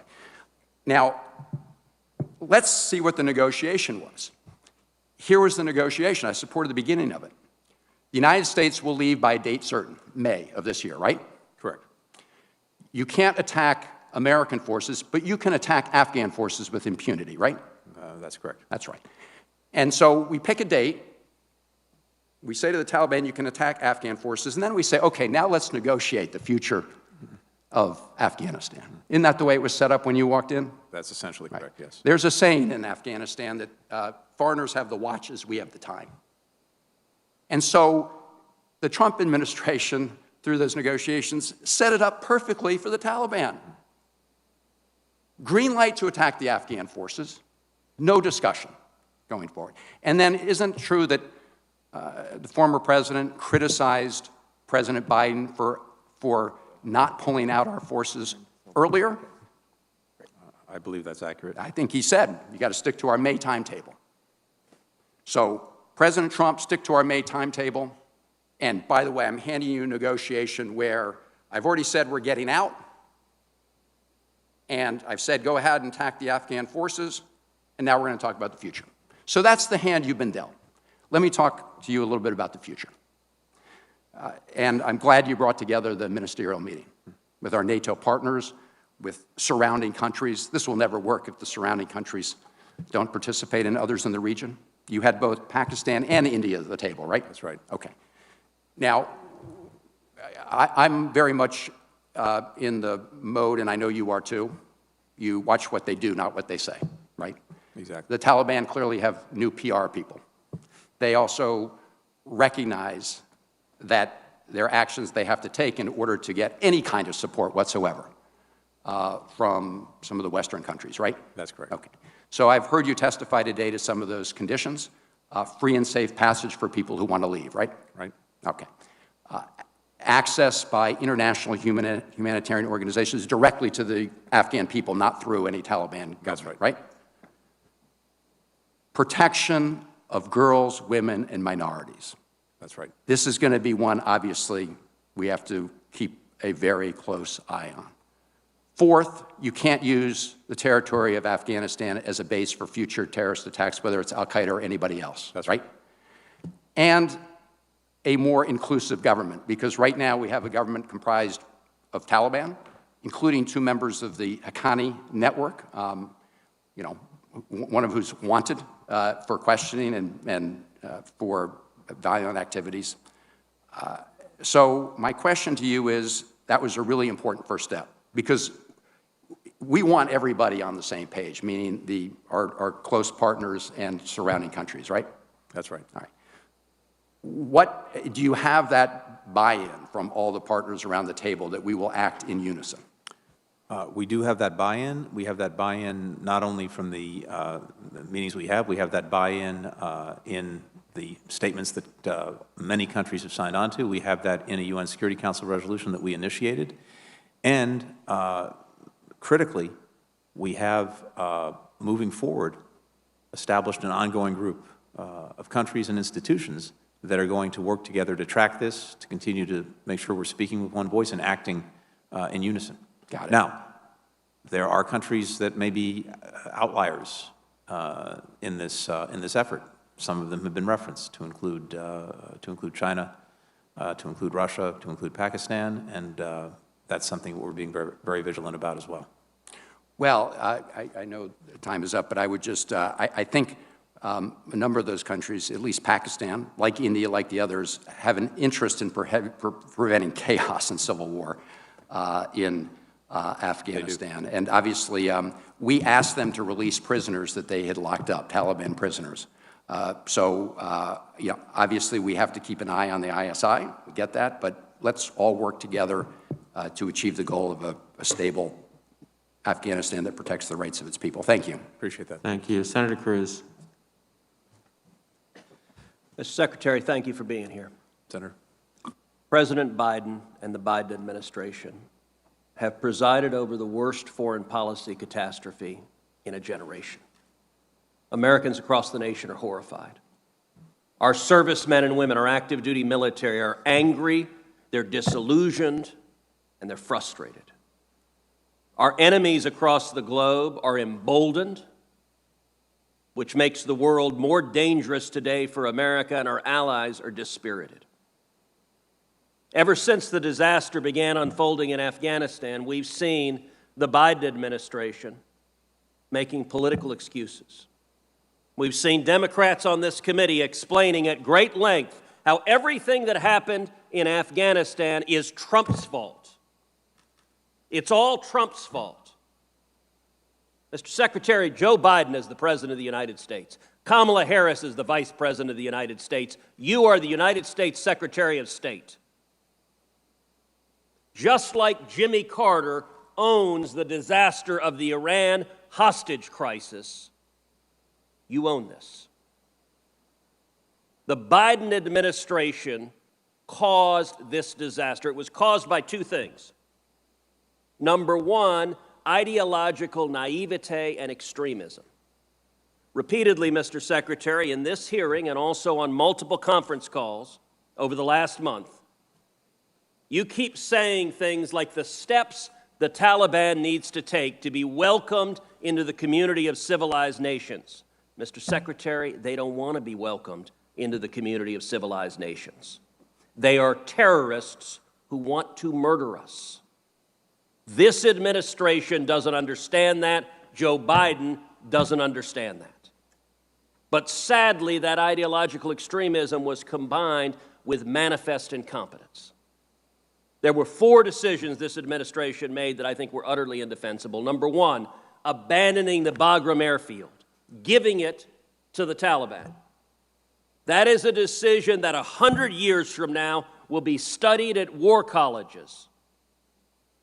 as a colossal strategic mistake, giving up 2 secure airfields, necessitating an evacuation from a dense urban environment, a commercial airport, which led tragically to the suicide bombings and murders that killed 13 American servicemen and women. Had we been evacuating from Bagram with a secure perimeter, the odds are quite high that attack either wouldn't have happened, or if it had happened, it would have been far less severe in its consequences. Secondly, the Biden administration giving the Taliban a list of Americans and of Afghans we wanted out. Third, the decision to leave Americans behind. Hundreds of Americans, perhaps more, perhaps thousands, thousands of green card holders, tens of thousands of Afghans who assisted the U.S. military. The Biden administration abandoned them and left them behind. And fourth, leaving billions of dollars of American military equipment that the Taliban will now use to threaten our lives. Earlier in this hearing, you said about that equipment, quote, none of it poses a strategic threat to us or their neighbors. That does not pass the laugh test. When you're looking at the Taliban potentially having 64,000 machine guns, 33 Black Hawk helicopters, 16,000 night vision goggles, we will see American blood spilled because of these colossal mistakes. Now, abandoning Bagram wasn't your call. It was the Pentagon's and the White House's ultimately. But I want to ask you flat out, did the State Department give the Taliban a list or multiple lists of Americans and or Afghans that we wanted out? Those reports and the idea that we would do anything to endanger our citizens or anyone else at a time when we were trying to save their lives is flat out wrong. Let me, so I just like a yes or no, did you give them let me be very clear, Senator, if I may, please. Thank you. In limited instances where we were seeking to get a bus or a group of people through a checkpoint, we gave a manifest to the people at the checkpoint to demonstrate that those people were expected. Roughly how many names were on the list you gave? Doesn't matter because they all... Dozens, hundreds, thousands. Give us some order of magnitude. This happened in a handful of situations where to Dozens? get through... So is it your testimony it wasn't hundreds? I want to understand, did you give them thousands of names? No, yes we did not. Okay, hundreds? Not going to put a number on it, but it was, again... Why not? This is a hearing to discover how many names and how many of those individuals you gave the Taliban the name to have been targeted for torture or murder. Senator, by definition, these were in limited instances with a bus or a group of people to get them through a checkpoint. They got through the checkpoint. So not only did you fail to evacuate Americans and green card holders who were there, but you also brought in tens of thousands of Afghans who had wholly inadequate vetting, bringing many of them to the United States. And one of the things that has done is that has brought in a humanitarian crisis to America. Child marriage and domestic abuse, tragically, are widespread in Afghanistan. According to the World Health Organization, more than half of the women in Afghanistan are married as child brides, and 90% of women are subject to domestic abuse. 90%. On August 27th, according to public reports, you distributed internal documentation highlighting numerous instances in intake centers of sexual abuse in which much older grown Afghan males appeared with children, young children, claimed they were their brides, claimed they were their wives, and the document said the State Department urgently requested guidance. That was your word, urgently. Subsequently, the Department of Homeland Security said that it showed the desperation of families, that they were willing to give little girls to grown men to be subject to sexual abuse and child wives. My question is as follows. Did you receive that urgent guidance? How many children have been subject to sexual abuse? What have you done to rescue young children from illegal and abusive relationships after being brought to America by the State Department? Across the entire government, everyone involved in the evacuation effort, whether it's at a transit point in one of the countries that we negotiated with, whether it's here in the United States at Dulles or Philadelphia or the military bases. We have all of our officers at extreme vigilance to look for and to deal with any cases or concerns that Did you arise. receive the urgent guidance, and how many child brides have you seen? I don't know the specific guidance you're referring to. I'm happy to look at it. So is there not urgency to discover if children are being abused? Absolutely. Time of the senator has expired. We could detect and deal with any cases, and there have been, to my knowledge, a limited number of cases where we have separated people because we were concerned that they were. How many? The cases I'm aware of, a handful. Senator Kane, you have the last word today. Thank you, Mr. Chair and Ranking Member Risch.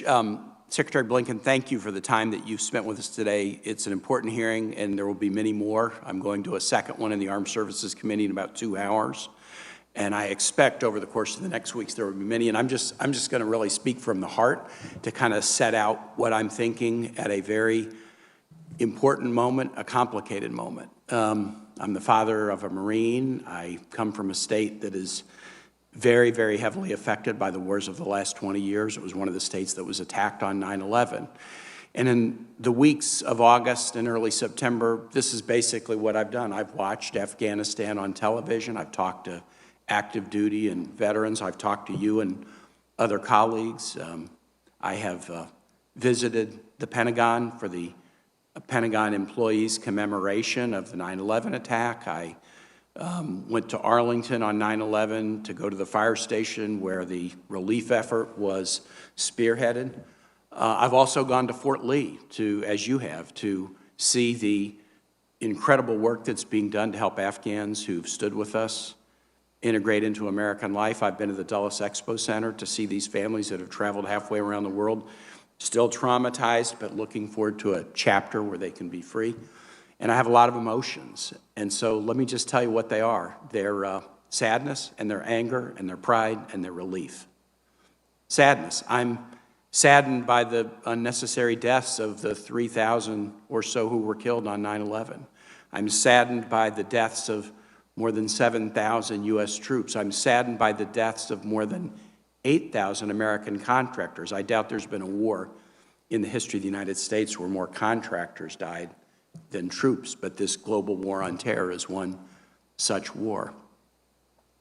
I'm saddened at the deaths of 400,000 innocent civilians in Iraq, Afghanistan, and Syria. I'm saddened at those who are now going to have to live under Taliban rule. I'm particularly saddened for the families of the 13 troops who were killed. To lose a child in any circumstance is horrible, and war is horrible, but in the last days of a war, that has been declared over and is winding down, I don't know how that wound could ever heal for a parent, and yet those 13 died to save the lives of about 120,000 people who will have the chance to live in a freer and better society because of their heroism. I'm angry. I'm angry at the terrorist impulse. I was angry about it on 9/11/01, the urge to destroy with the planes flying into buildings and killing people indiscriminately, young, old, American, other nationalities, Muslim, Christian, Jewish, no religion. That indiscriminate urge to destroy, to blow up a demolition vest at the Kabul airport and kill 13 American troops and hundreds of your own countrymen and women, for what? That angers me. I'm angered that after 20 years of American investment in an Afghan security force dramatically larger than the Taliban, dramatically better equipped than the Taliban, that security force just melted away and failed. And the one thing I would be a little bit critical of you and the administration is the same point that Senator Romney was making earlier, and Senator Rubio. The notion that General Milley said that nothing I or anyone else saw indicated a collapse of this Army and this government in 11 days, I just don't think that's true.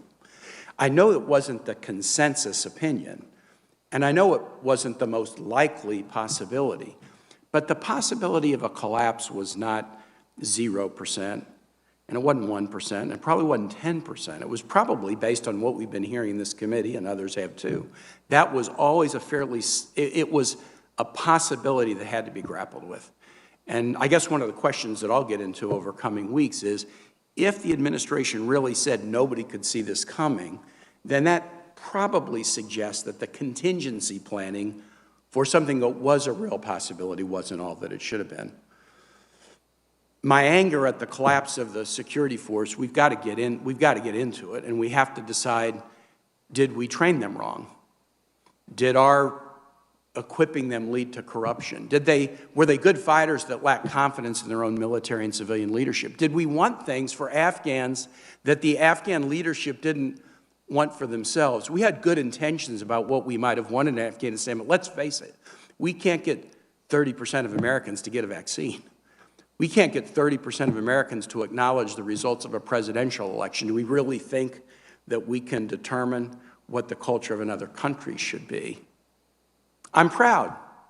I'm proud of those who served in so many different ways, from first responders who ran into the buildings on 9/11 to this generation of Americans, many of whom didn't come from military families necessarily, but who volunteered to serve. And not just serve once or twice, but this is the only generation, I believe, of the American military that has seen 5, 6, 7, 8, 9 deployments again and again and again, injured, wounded, carrying some invisible scars that will affect the rest of their life. I'm proud of their service. I'm proud of the country and my Virginians for what they're doing in welcoming Afghans here. The outreach from Virginians to my office, from our Vietnamese community, we want to help Afghans settle. From churches, where do we donate? How do we give to resettlement agencies? When I visited Fort Lee and Dulles, to hear the Afghans express their appreciation to the United States, and even in the midst of their trauma and their anxiety about the next chapter, to be excited about the opportunity to live in a place not under Taliban rule and have an opportunity for better lives of their children. I'm proud that even amidst all of the challenge, that's the way they look at us. And I'm proud of the military who are there who say, I've been deployed 5 times. This mission is the most important mission I'll ever undertake. But the last thing, and Mr. Chair, if you might indulge me, because I may go another 30 seconds past, I'm relieved. No one has said this yet. I'm relieved that a child born at Inova Fairfax today is not born into a nation at war. Some will challenge my characterization because the world's a dangerous place, and American troops are deployed all over the world, and there's risks and there's threats, but we have been a nation at permanent war for 20 years. We were never supposed to be that nation. Never. Never. We were never supposed to be that nation. I heard a college student at George Washington say recently, I know nothing of war, because with an all-volunteer army, she doesn't have to. But all I know is war. All I know is war. President Biden had the courage to say, this nation is not a nation that should be permanently at war. It's going to take a while for people to wrap their head around the notion that though there are serious threats for us everywhere, we're not a nation now that is at war, ground wars in the Middle East. It's going to take people a while to get used to it. Some people will resist it. Some people will want to say, no, we've got to be on the front edge of our feet and be on permanent war footing at all moments for now into infinity. But I am relieved. I am relieved that for the first time in 20 years, children being born in this country today are not being born into a nation at war. I yield back, Mr. Chair. Thank you. Let me move into place in today's hearing a record of statement on Afghanistan from recently exiled Afghan women leaders and human rights defenders. It urges the United States to continue to support women's groups across Afghanistan as essential drivers of change. Mr. Secretary, thank you for your testimony. You've been here over 3.5 hours. I think the interest, every member of the committee was present and had an opportunity to ask questions, and you give substantive answers. I'll just close by saying, while the focus today has been the President administration's decisions, this is going back 20 years. And as someone who sat here as a staff director of this committee, as someone who was at the NSC at one time, as someone who was an assistant deputy secretary and now the secretary, I think you might join me in saying that over the last 20 years, at different times, Congress has been misled. Assessments were definitely overly rosy, to say the best. And if we are not to repeat the past, we need to learn from it. And that's what the committee's ultimate pursuit will be. The record of this hearing will remain open till the close of business on Thursday. And with the thanks and respect to the committee for your participation, this hearing is adjourned. Thank you.